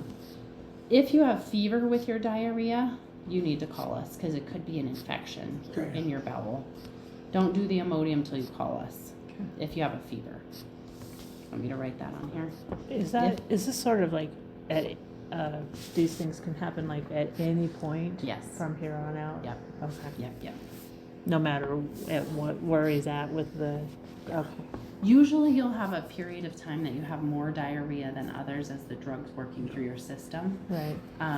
But if at any point you're having diarrhea with a fever, we need to know about it. Yeah. Because we want to rule out that the fever isn't telling us that you have an infection in your gut. Right. So if we use Imodium to trap that in there because we want to slow your diarrhea, you can get really sick because we trap toxin in your gut. The septic. And, Yep. But yeah. does, I mean. But I that's mean, only if you have a speaking of, fever. I mean, the gut does, does the, do the medicines really kill all of that Gut biotic? flora? They Gut. don't kill the gut flora, but what they do is they kill the lining of your GI tract because that turns over fast too. So you have toxicity from your mouth to your rectum. So the nausea, the mouth sores, the diarrhea, they're all because that lining of your GI tract turns over very quickly. So it's really sensitive to chemotherapy. Yeah. That's where those side effects come in.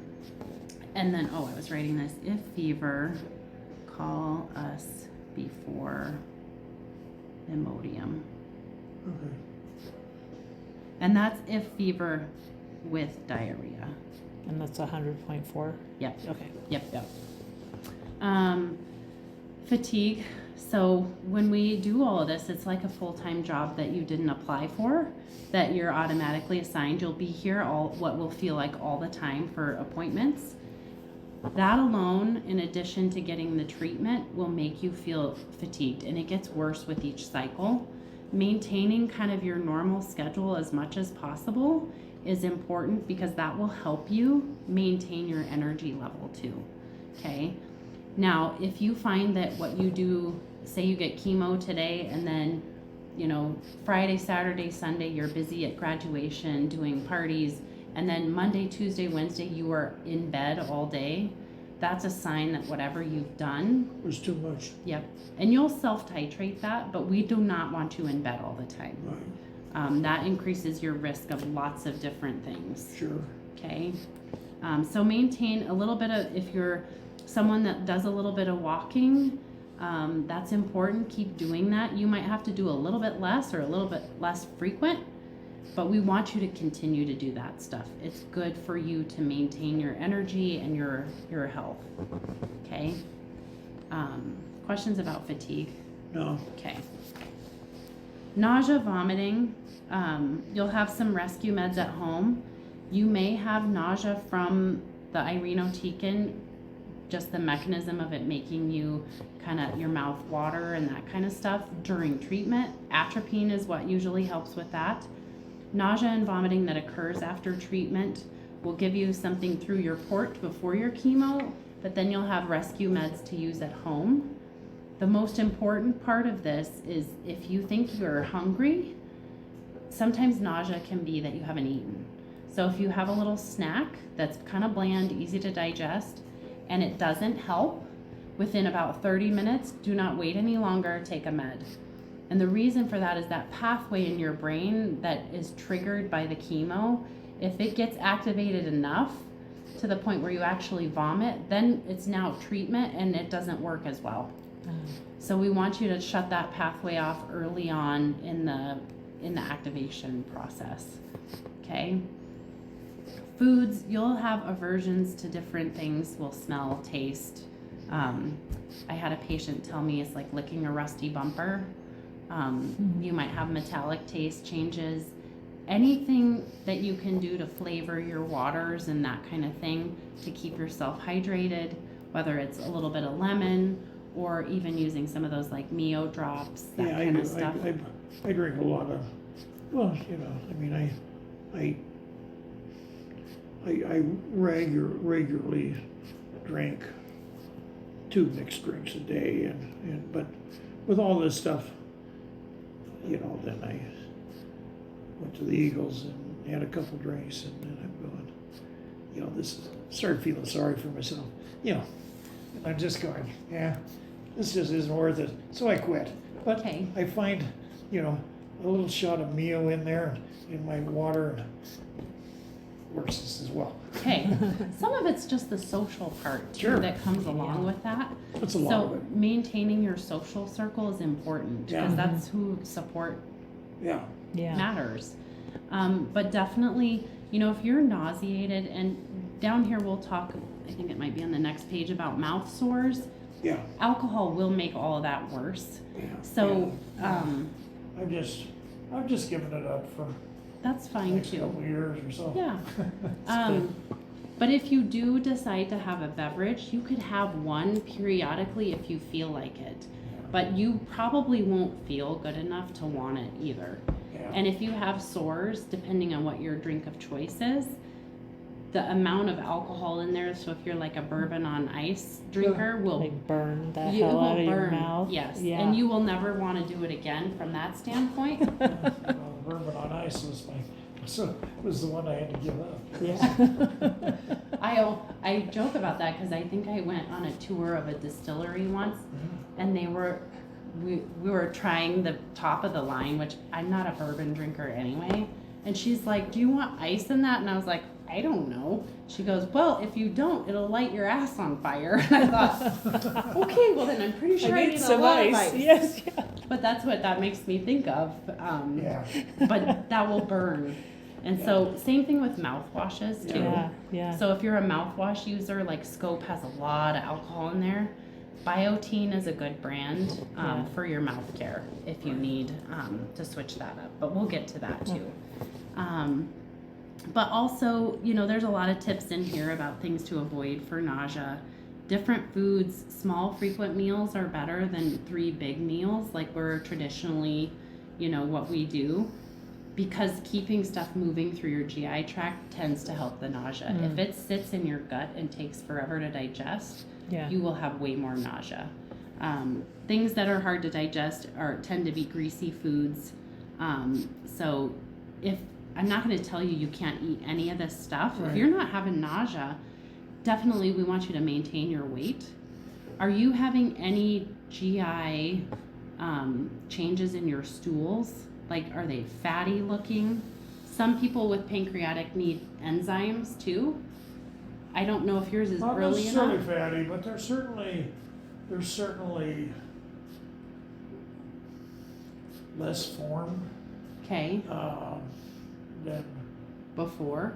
before. So not, you know, not diarrhea, but you know, but they do tell you sometimes you gotta walk funny to make it to the Yep. That's the irinotecan too. yeah. You're gonna be pinching your cheeks together to try and make it. Running, Yeah. Yeah, but yeah, there's been, you know, and that's, you know, I mean, and I make the assumption that that's, you know, just because, you know, I mean, the pancreas is stressing and a lot of those digestive enzymes are not there. So I, you know, it doesn't seem, you know, like they're digesting. And I find there's certainly stuff that Make it worse. I avoid at night because I can't. Yeah. As much as I love a baked potato, I can't have one Potatoes at night have been messing with because us. it just sits in my stomach and makes it hurt. You know. Okay. Um, So that's important that you pay attention to kind of those things that are more difficult to do, because as you go through treatment, you know, being able to talk about what's changed Yeah. and what, like, that might give us clues on that you might need pancreatic enzymes, for example. Yeah. So, you know, with all of this, you may have a more difficult time digesting things too. Yeah. So just Are they a pill or are Yeah. they? enzymes, yeah. Yeah, okay. Yep. And Yeah. usually you take them with any time you eat. Oh, okay. And So it's just enzymes, so they go into your stomach and then they dissolve and they help you digest the food. Yeah. oh, okay. They're kind of a pain because you have to take multiple capsules Yeah. depending Yeah. on what you're eating Right. with meals and snacks. Gotcha. But if you need them, they're very helpful. Right, yeah. So Oh. you'll have some rescue meds and we'll talk about those. We'll watch your liver function. These drugs go through your liver, so if your liver enzymes shoot up, unexpectedly, you may not have a lot of symptoms. What you might see is yellowing or dark urine, bleeding or bruising changes, but we're going to be seeing you frequently enough. Hopefully we'll see it before you have all this stuff. If you turn yellow overnight, go to the ER. Yeah. Because you probably have an obstruction of some variety. Right. Oh, okay. So, That's abnormal. yeah, to so happen if in you're seeing general. jaundice, yeah. Yep. But if you wake up and you're like, I'm completely yellow. yeah, more likely you will have severe epigastric pain, Pain. Okay. too, if you have an obstruction, and you might be vomiting and all that stuff with it. Yeah.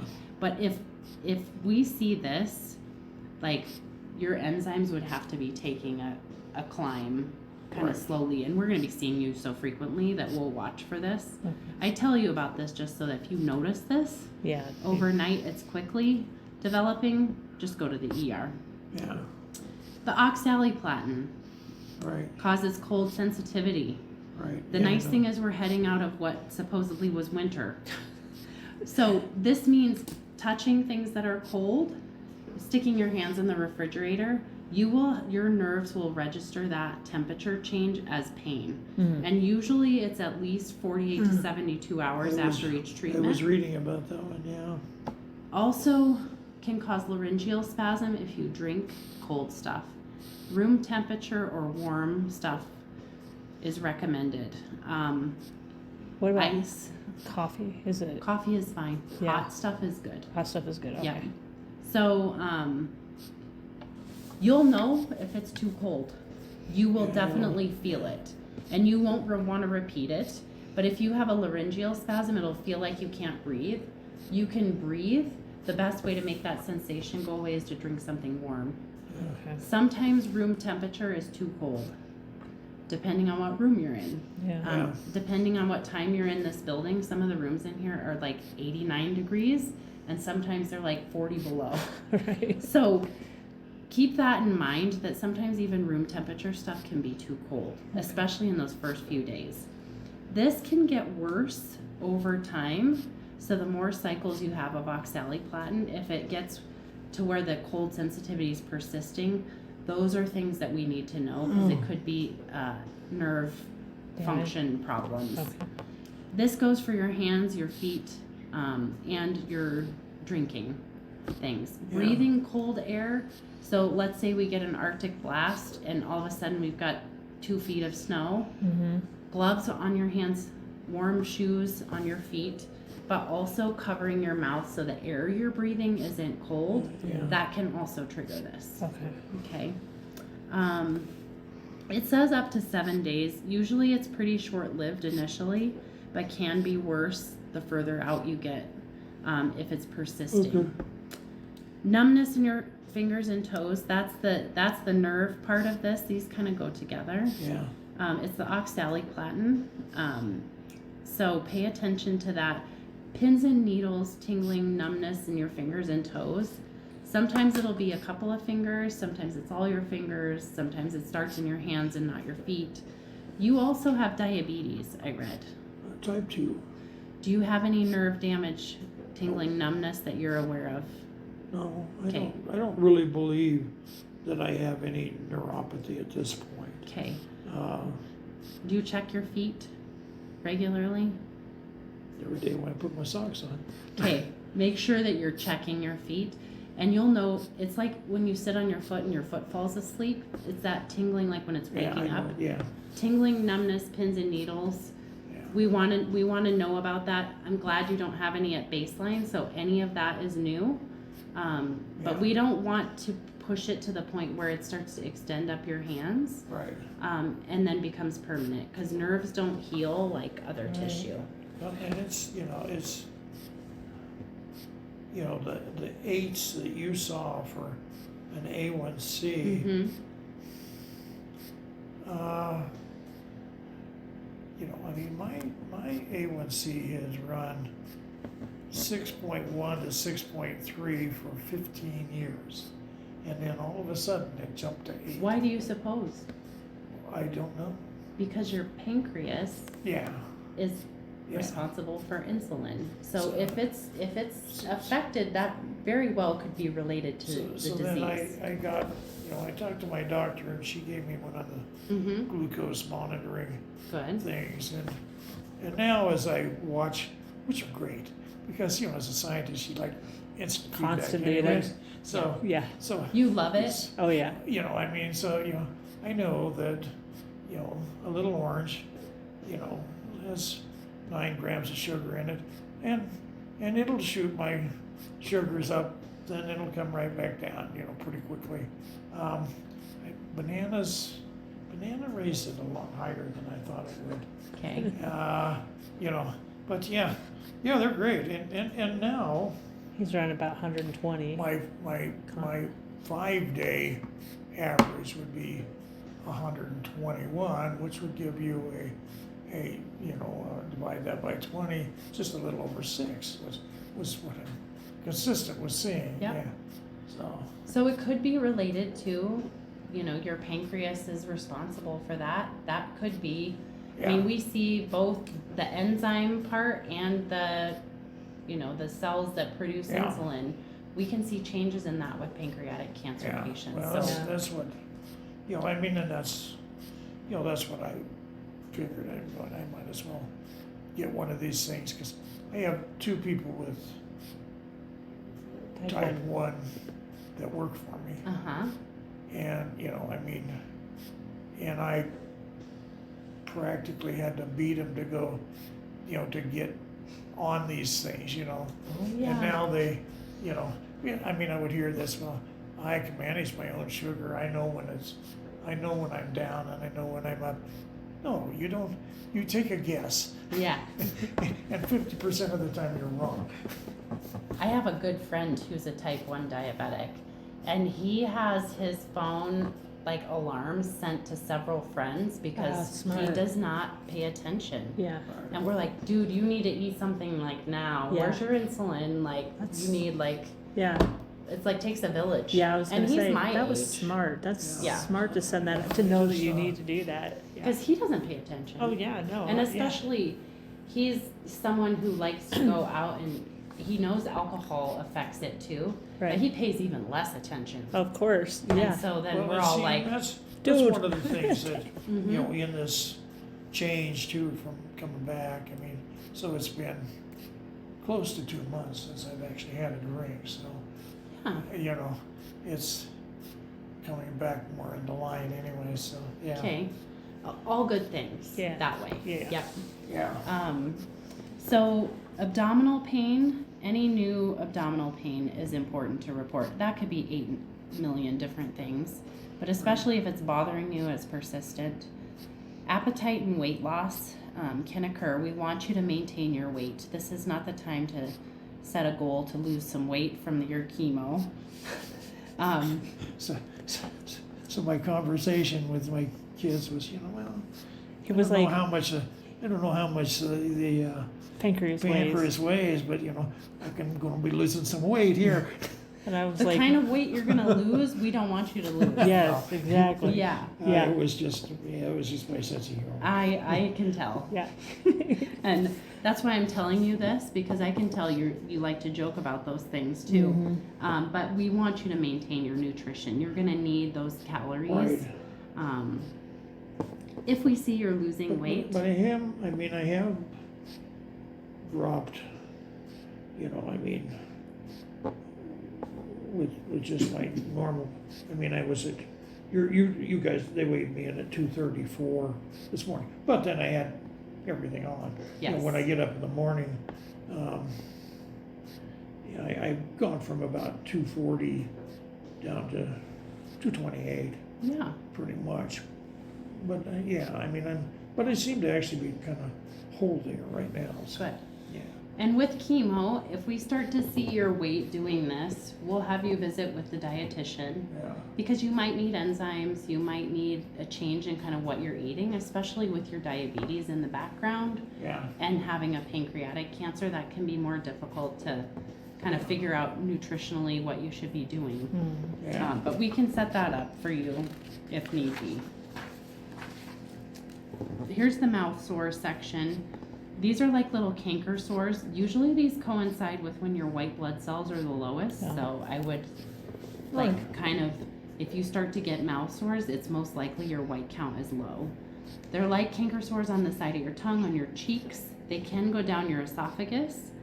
If you're immunosuppressed, which means your immunity is low, like your white blood cells drop, and we see these, sometimes you can have overgrowth of yeast in your mouth too, which can look very similar. So if you start seeing sores, especially being a diabetic too, those things can all kind of show up at the same time. So we'll have you see a provider to make sure we know what kind of magic mouthwash you need, whether it's something that targets, you know, yeast or is something that targets sores to help them heal. Baking soda and salt rinses can be soothing. Sure. You're welcome to do those at any point. But if you start to have some mouth sores, we want to see you. That's a portal of entry for bacteria that live in your mouth to get into your blood. Right. So we don't want to mess around with that at all. Let's see. Alcohol, we talked about. Tobacco products and spicy foods make all of that worse. So if are you a mouthwash lover? Do you use a mouthwash like as Well, part twice of a your? day, you know. So just make sure it does not have alcohol in it. Yeah, I think I have the Biotine in Okay. the house. Perfect. Uh, That's the best one. yeah. It will be soothing but not irritating to Yeah. those sores. Hair loss, this is really going to be more thinning than anything. And you'll notice probably when you hit cycle 2, if you're gonna see it, you might Yeah. notice you're shedding a little bit more. Usually people don't lose all of their hair on this treatment. So, you know, Right. keep in mind your head will get cold. Right. So if it's still cold outside, you want to keep it covered. But if Right. we head into the warmer weather, the sun, you're going to make sure you want to cover it because you will burn a lot easier on this regimen. And this is the sun sensitivity. So Right. cover yourself, wear a hat, good sunscreen to block any reaction in Yeah. your skin. 5-fluorouracil is a drug that's what's called a radiosensitizer. So it makes things like radiation treatment work better. Mm, The sun is also radiation, so will make you burn a lot easier. right. And then watching your blood sugar, because that Yeah. can spike with this regimen too. We do give you steroids as part of a nausea med before your chemo. So usually while the pump is on that day, your blood sugar might skyrocket. So pay attention to that. Do you use anything besides metformin for your blood sugar? No, Okay. if you look at the list of things I'm allergic to, there was Pioglitazone? one they tried on me and all it did was Puff you give me up? cankles. Yeah, okay. So the reason I say this is because if you're an insulin person, which I didn't see insulin on your list, but I Right. just want to make sure, Yeah. that sometimes we have to adjust all of that. So we'll watch that close, but you'll see it on your monitor. Yeah, So pay attention to that too. Can this make it so that he needs insulin? It could. Okay. More likely the surgery, but Yeah. right. depending on how much pancreas they take. That's, you know, what's my understanding already was, is Yeah. But it seems like maybe even in this part that might. If we shoot you to the point where your oral meds are not managing your blood sugar appropriately, we'll involve your primary to help make that transition. right. Who is your primary again? Avery Hable. Okay. Are you going to see her at her new place, or What's that? is she still here? She's still here. As far as I know. When's the last time you saw her? Has it been a while? 2-3 months ago. I feel like I can't remember if it's her. Somebody was leaving to do care through CrossFit. They were opening a clinic in Oh. there. I want to say it's her, but don't I quote haven't me. got any notice, I haven't got any notice from her. I still Okay. show the appointment as being Okay. up here. I at could the be group. making that up. It could be one of the other docs up there. I feel like they change all I the was time. gonna say people come and go So so I quickly. apologize if I'm creating anxiety for you. Yeah, no, But we would ask Dr. Hable to help us with that if we need Yeah. to. Okay. Okay, any questions on those? no. Okay. Okay, now these are the big scary things. As if those weren't I know, scary I was gonna enough, say, right? wait a minute, on what scale? So lung toxicity from irinotecan and oxaliplatin. So difficulty breathing. So this would be changes from your baseline right now. So if you find that you need to crank your oxygen up, that's a red flag. If you have a new cough, you're more short of breath. If you have chest pain or fever, usually it's a constellation of these things. Right. We will do some imaging and assessing your lungs to make sure we're not causing toxicity. Sure. Where you have baseline lung disease already, it's a change in what kind of your baseline is. Sure. You can react to the different infusions. Usually it's oxaliplatin Yeah. that you can have a reaction to, but it's typically after repetitive exposure. So would more than likely happen, cycle 6, 8, kind of that time frame after you've been exposed to it. Yeah. But regardless, we watch you closely when you get any new drug. If you were to have a reaction, you might feel like you have trouble breathing. You might have swelling of your face, like your lips, your tongue. Yeah. You might start to clear your throat a lot during the infusion. You might have itchy palms. Some people get a kind of severe epigastric or back pain. Oh, Anything like that during an infusion that's a change, you tell your nurse right away and they'll stop the infusion and we'll assess what's happening. I don't anticipate this, but Good. just want you to be aware that you need to report any symptom like that immediately. Your heart can be affected by the 5-FU and the oxaliplatin. So any new chest pain, shortness of breath, weakness, dizziness, lightheadedness, feeling like you have palpitations, would prompt a cardiac eval. If you're having, shortness of breath and you're having, dizziness along with chest pain, go to the ER.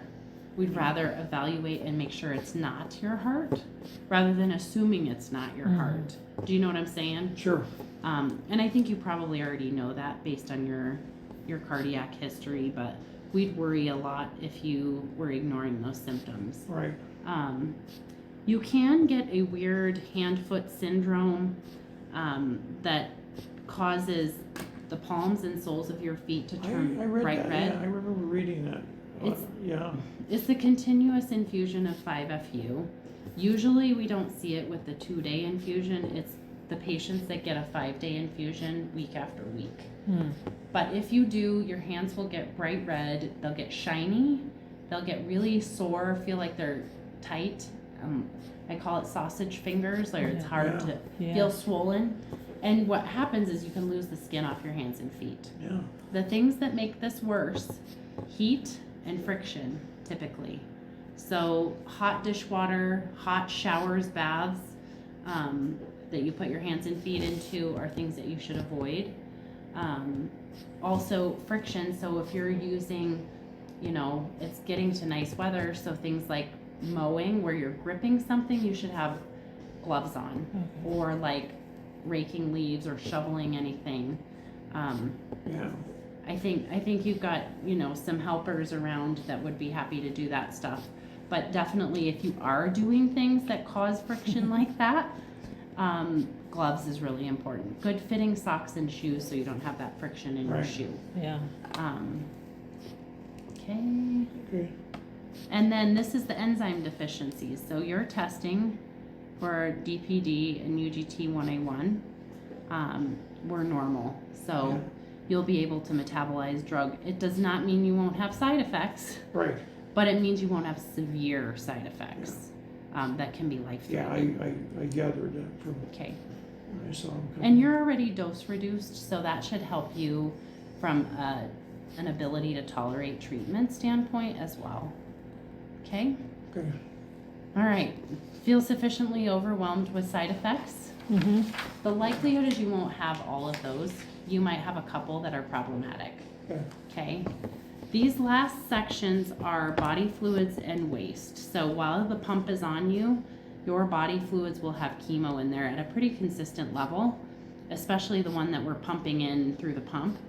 Gradually over the course of time, you will eliminate drug and it will be metabolized. But usually it's around 48 to 72 hours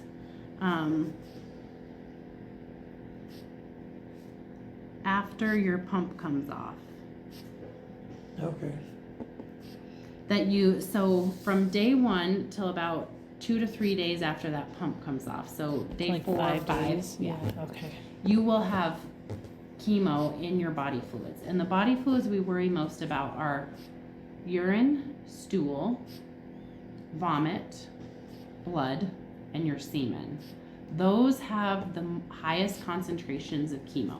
Saliva, sweat are not body fluids we worry about. So you can hug and kiss people as much as you like in that time frame. You don't need to Just avoid. don't poop on them. Yeah. So ultimately, if you, let's say you Well- vomit on a shirt, so if you're handling it, you should wear gloves. Yeah, And then wash that item separately. If you can bleach it or put liquid Lysol in the wash with that one article, it will break apart the chemical structure Okay. and inactivate it. You don't want to wash a full load together, Right. because then you just spread the contamination Right. potentially. well, honestly, so like if you do have, I mean, it's quite possible you might have poop problems, you know? So gloves and And so- disposing. Yeah, So if you are using like the disposable Depends or whatever, double bag it and it goes in the Yeah. trash, just to not expose whoever might be handling the trash. right, okay, Yep. yeah, But if it's a soiled article of clothing, wash it by itself with Okay. bleach or Lysol. okay. Okay. The only other thing is people worry about the bathroom, Mm-hmm, and it's gonna say, this might not say it about bleaching it, but you might read about that, because it sounds like you're an online searcher. Dr. Google, Mhm. yeah, So you don't necessarily have to bleach, but when you close the toilet before you flush it and flush it twice, especially in that 5-day time. And then Okay. it yeah. sounds like you have a bathroom that's kind of isolated, that's your own. Yeah, So nobody else should use that bathroom in this Right. time frame. we knew that, yeah. Perfect. And I would not panic either if someone did use your bathroom. Good hand washing, as long as they didn't sit in your urine. mm-hmm, And you would, who knows how much urine you'd have to sit in to absorb enough to be a problem. right, But we worry about this because we know environmental exposure, like for us, mixing drugs, you can detect chemo in our body fluids mm-hmm, if we don't utilize safety precautions. So now that it's regulated and we have 8,000 things we have to do of course, to mix it. yeah, But this is why your nurse will come to you in a gown and double glove to give your chemo, is to Right. protect her from, he or she from exposure Right. to the drug. Body right, fluids, yeah. gotcha, Yep. We want to expose your disease to it and nothing else. right, Okay. The last piece is this intimacy section. Your semen will have chemo in there for up to 72 hours after that pump comes off. Yeah. Barrier method is recommended for any intimate contact. That's what this is. And, chemo can affect fertility, which I assume you don't care about. You've had the kids you want to have at this point. But also, I'm raising my third set. yep. Oh, Don't you're need not. any more. And then the last part about that too is fetal development. Yeah. And I just tell you that so that you know these are the risks that would be highest for you, but also other reasons why we want to minimize exposure yeah, to anyone of childbearing age. Sure. Okay?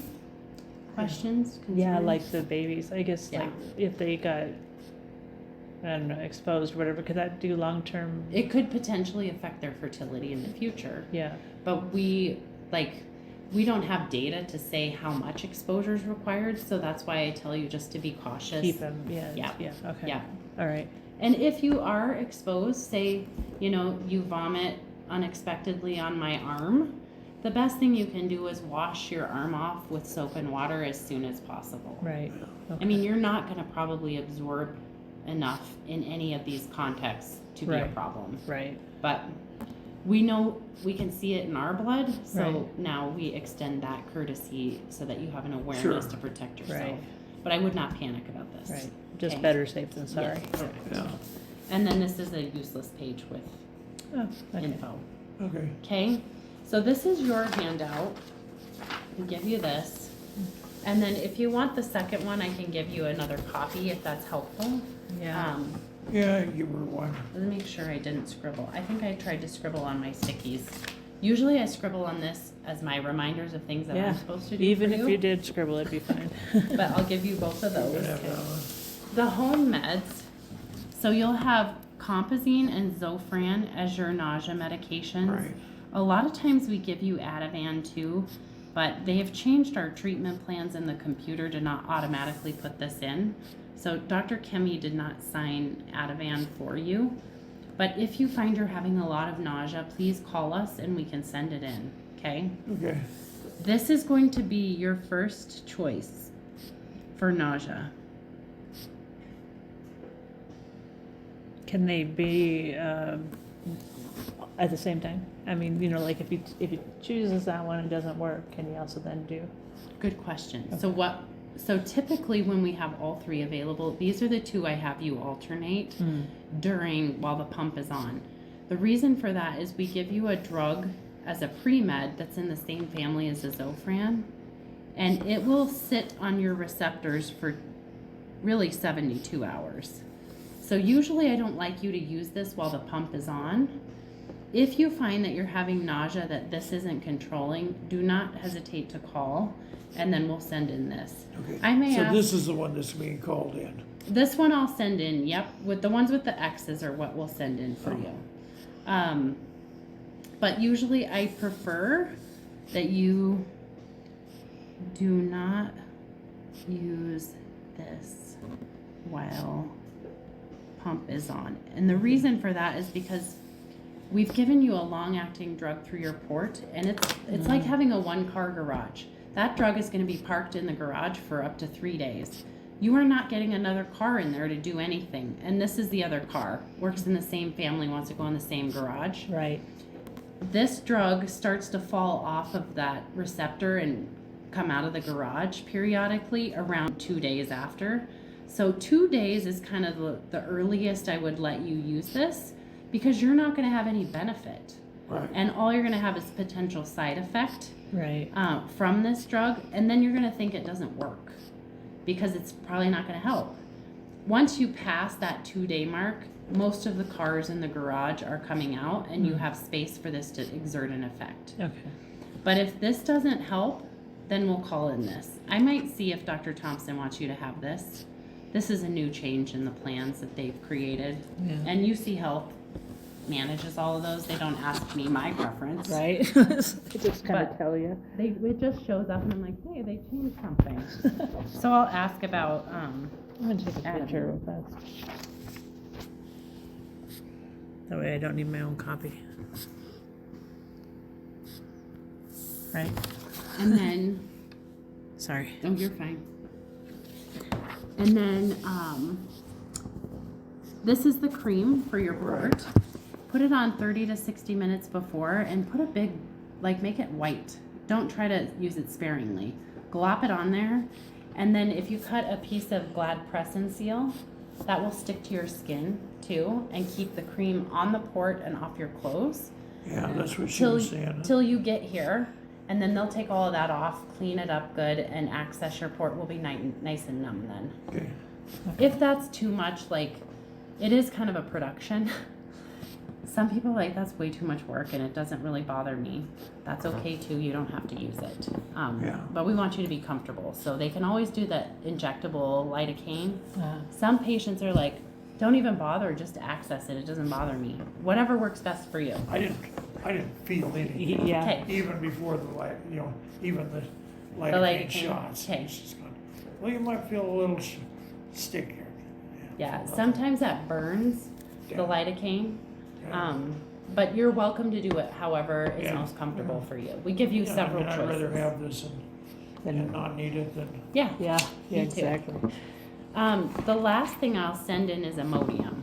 So I'm going to send in a prescription because it's usually cheaper to get the quantity that you might need through a prescription than it is to buy it over the counter. But if your insurance is like, no, we're not going to pay. mine is just Medicaid, so. Okay, and they might pay for it. I don't know. So But Imodium, you're gonna need to have that on hand. So I would have this before, if you've got a box at home right now, you don't need to pick it up today. But if you Do don't, you I still would have get a some? box I today. don't know if we have it here. I mean, we used to have some, but Well, we'll I just don't- stop by Safeway. And make sure Yeah. it's not expired. 'Cause you want it to That's work. my problem. I have a lot of it. I was gonna say, I have some, but I can't attest to it not being expired. Yes. But this is how you're gonna do it if you are having diarrhea.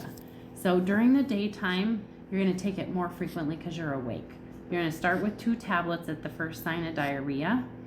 And then you're gonna take 1 tablet every 2 hours until you're free of diarrhea for 12 hours. Okay. So it's a lot of Imodium. And then 2 hours, 2 of them every 4 hours. If you Yep, so at can sleep. bedtime, so Wow. you can sleep at least a little bit. We don't want you up every 2 hours during the night. That's what they make bedpans for. No. Be comfy to sleep on too, I bet. Put a huge deposit in your Depends. But those are the aggressive directions.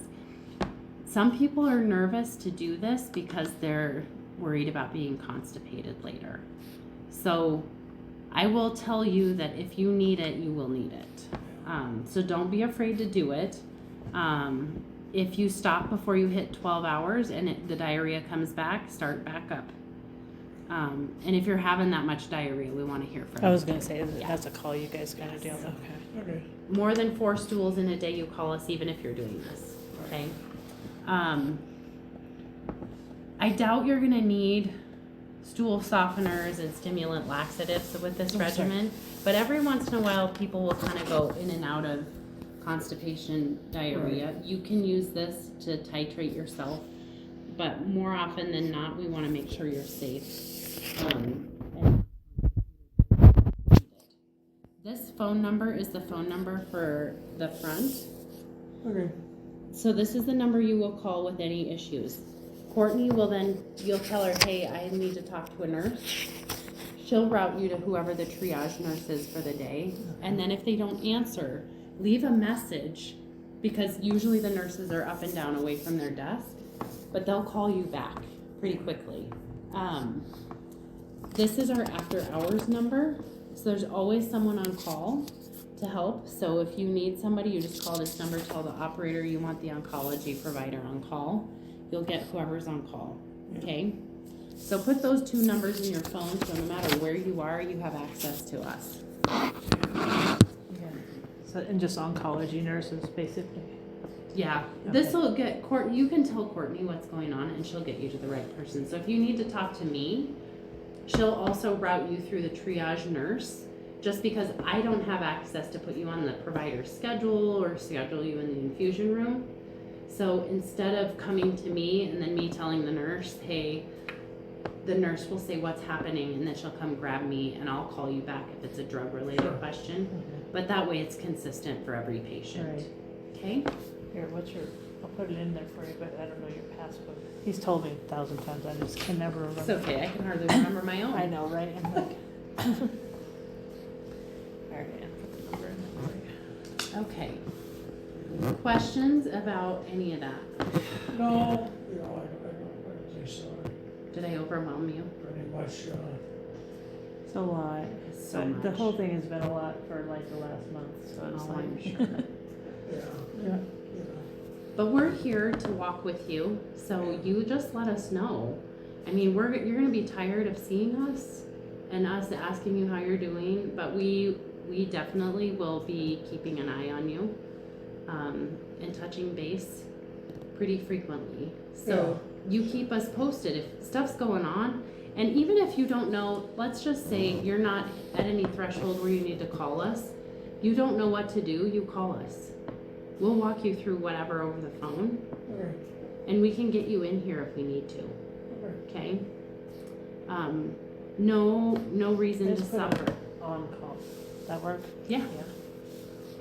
okay? The last thing we need to do is the consent. Were you gonna get the paper for Yes. the home? For the pre-meds. Yes, yeah. I will get Okay. those, and then I'll grab your med list from printer too, Okay. that I printed off, like Can I- interactions. Borrow your pen, cause we were needing to, he needs to remember to bring, those medications Yes. tomorrow, right? His vitamins. Vitamins, yeah. Yeah.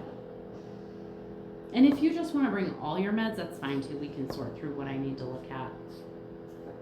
Many times I ask that you bring all your home meds, but I feel like that discussion has quit happening early on, so.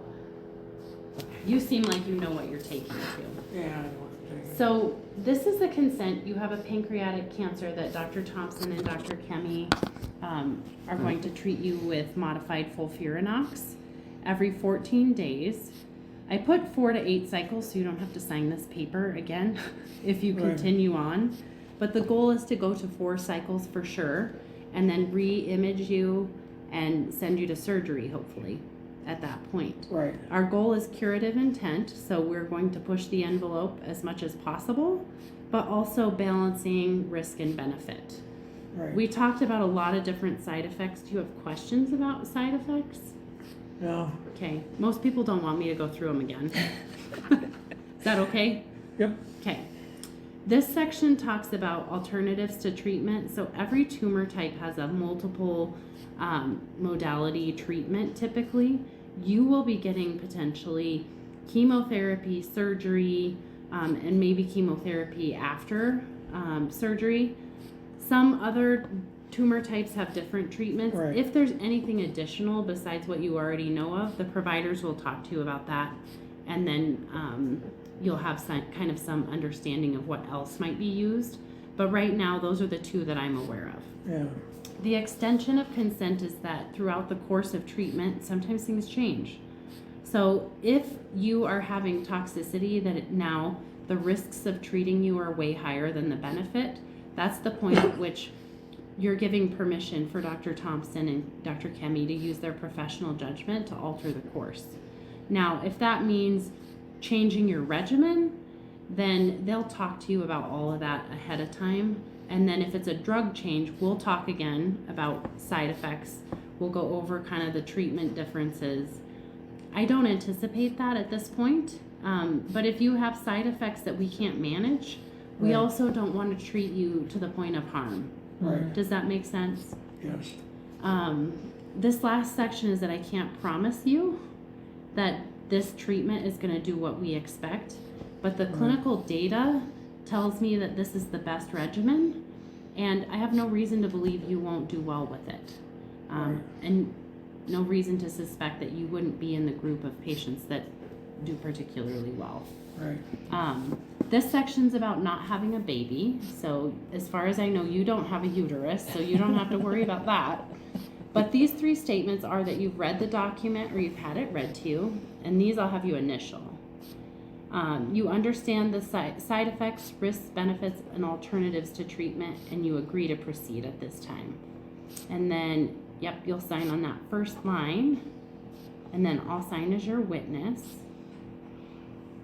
And then I'll have 27th. 27th, I was looking at the time. 3:30.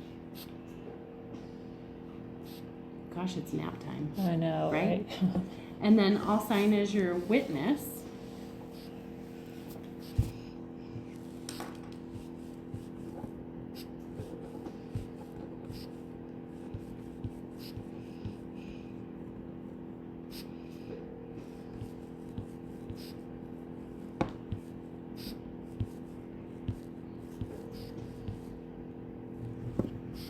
And then I'll have Dr. Thompson sign it, and then this gets scanned into your medical record.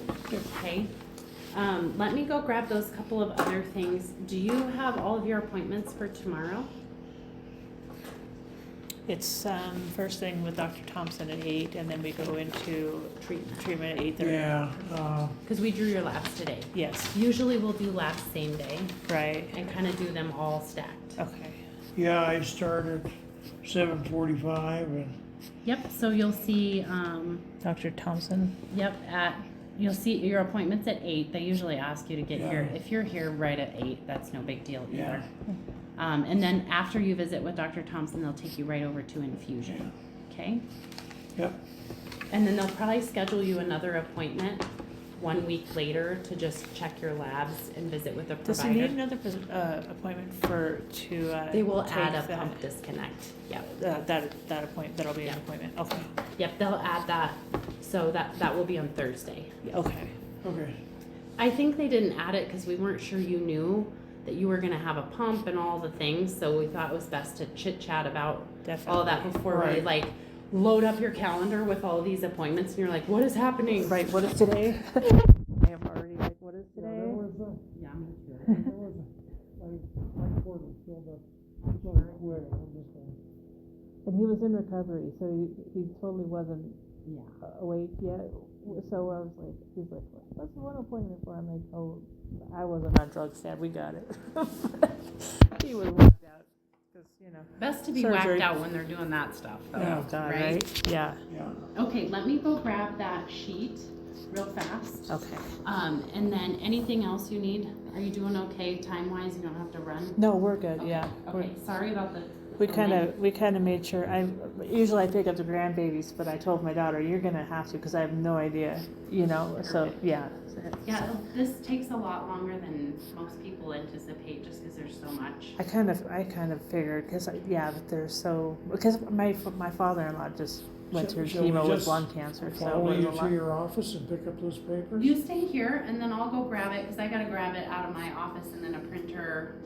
And they get real weird about patients Okay. being in that part of the, Okay. All right, just to keep it so that We'll we're be not here. hassling anything Yeah. else, but I don't care. Right.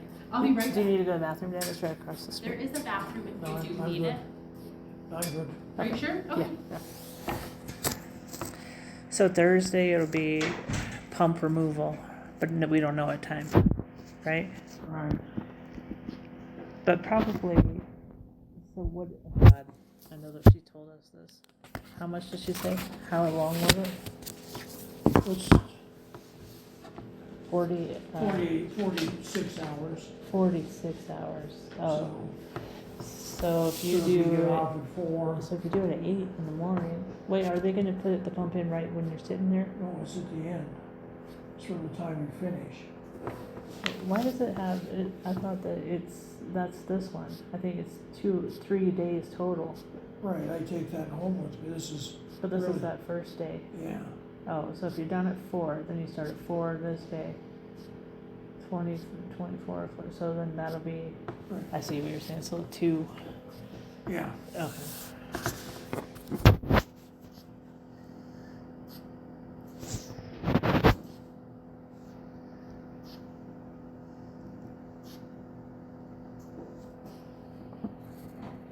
She is fast. Wow, you in. You're fast. I thought- try to be fast. I know, I thought you'd be gone for a while. I'm like, whoa, she's already coming back. Okay.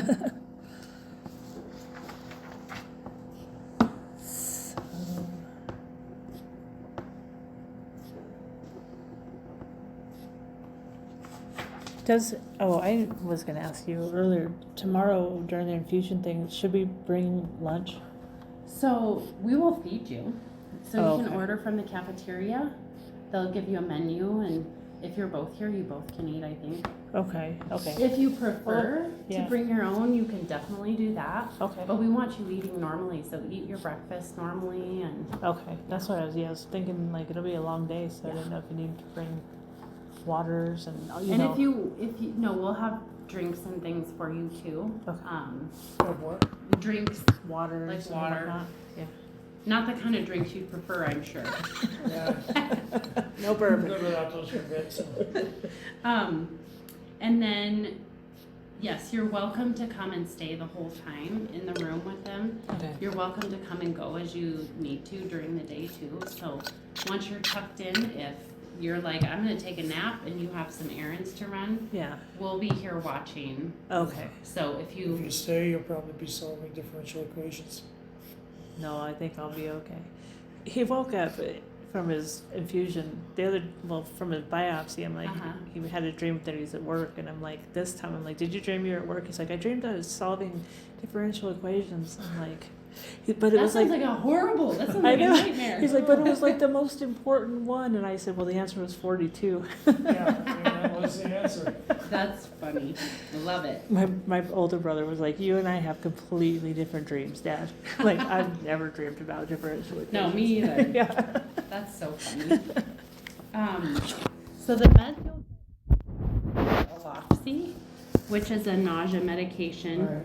and then also dexamethasone, that's a nausea medication. But this will make your blood sugar potentially go up.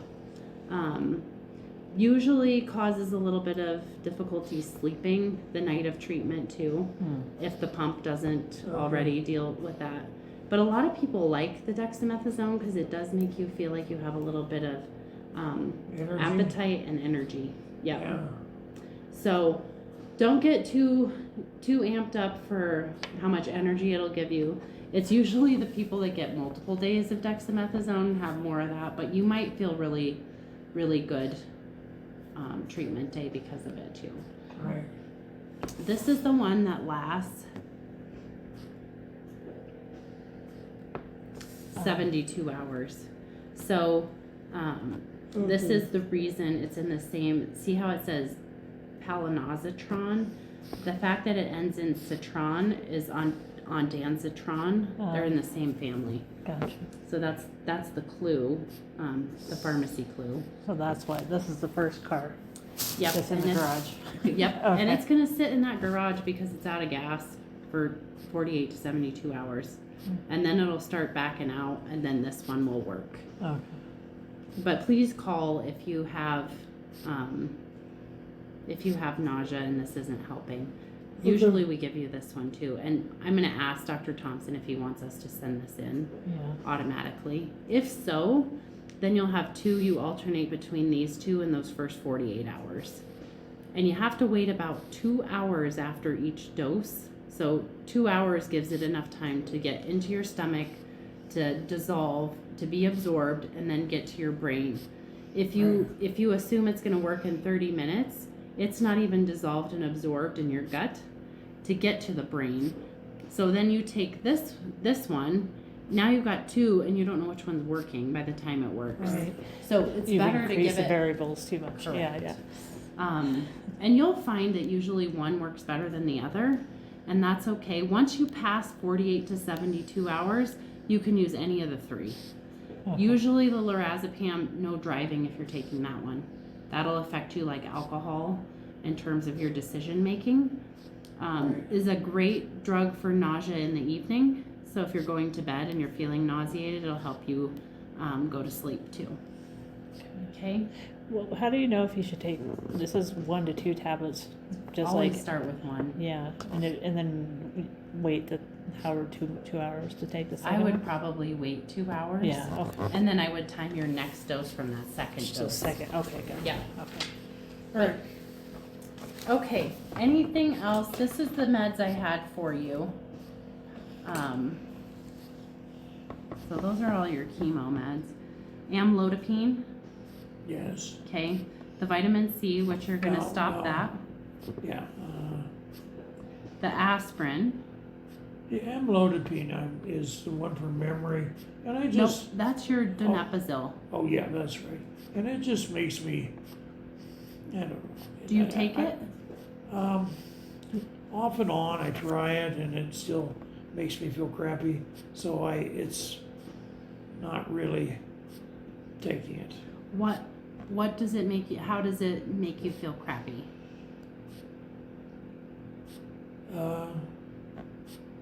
Dizzy, I think. Okay.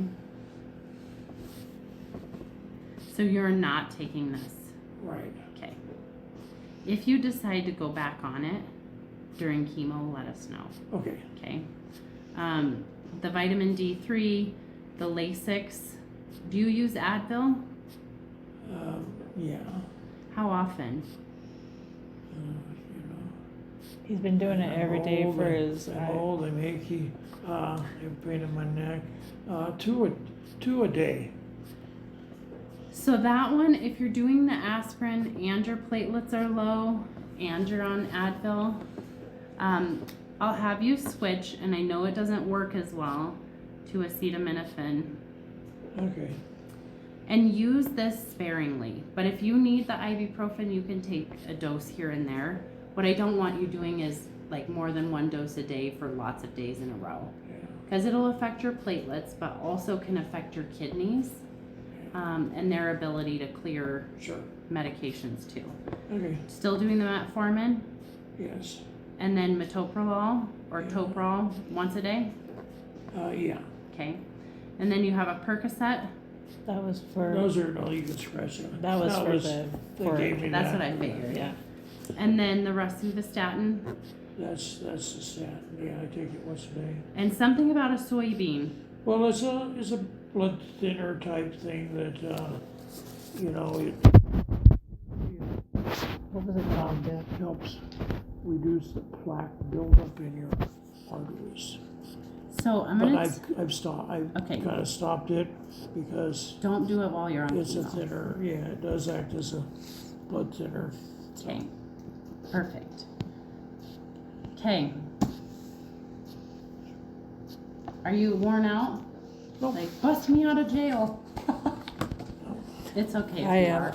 because I already was like, oh, I think she said something about this, but now I can't remember. I'm like, oh God, that's gonna be, It's okay. Yeah. I'm always here. okay. So,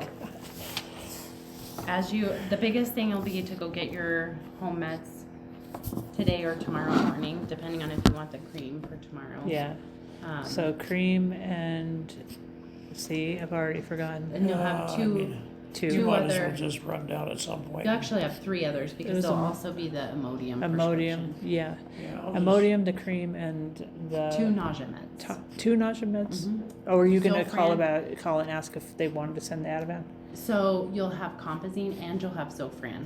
Oh, gotcha, okay. And if we get Ativan, you'll have that one too. So those will be those 3, Mhm. then the, I'll just have them do So between 4 to And- 5 prescriptions to Okay. pick up. I'll just have them do the injection on well, the thing, so you can just run down to Safeway while I'm, right, but we also maybe wanna get you a briefs. I know you don't like the idea of it, but, yeah, you might like the idea of it more It- if that stuff's hitting you. it's one of those I'll think on here for a bit. You got till tomorrow, Dad. It's okay. You can handle that however you like. If you were to have an accident here, we'll take good care of you. Yeah, It'll be more bothersome to you than it will be to us. So, Yeah. It's just Okay. It's not an if, it's a win, Dad. you guys let me know if you have other questions, but I'll come see you tomorrow and I'll Okay. bring you the binder tomorrow. Okay, yeah. With more info. Yay. That's more general, like, information that you're kind of past a lot of it, like definitions and stuff. But Oh, it's got resources in there for all sorts of things. Okay. Okay. Yay. Alrighty. You're all tangled up. actually, Hold on. It's on the back of your shoe. Lift up. Got you all tied up. There you go. Now it's under your arm, so you can. So, is Sam excited for graduation? Oh yeah, he can't get out of here fast. All right, Colton is too, but it's like pulling teeth to get him to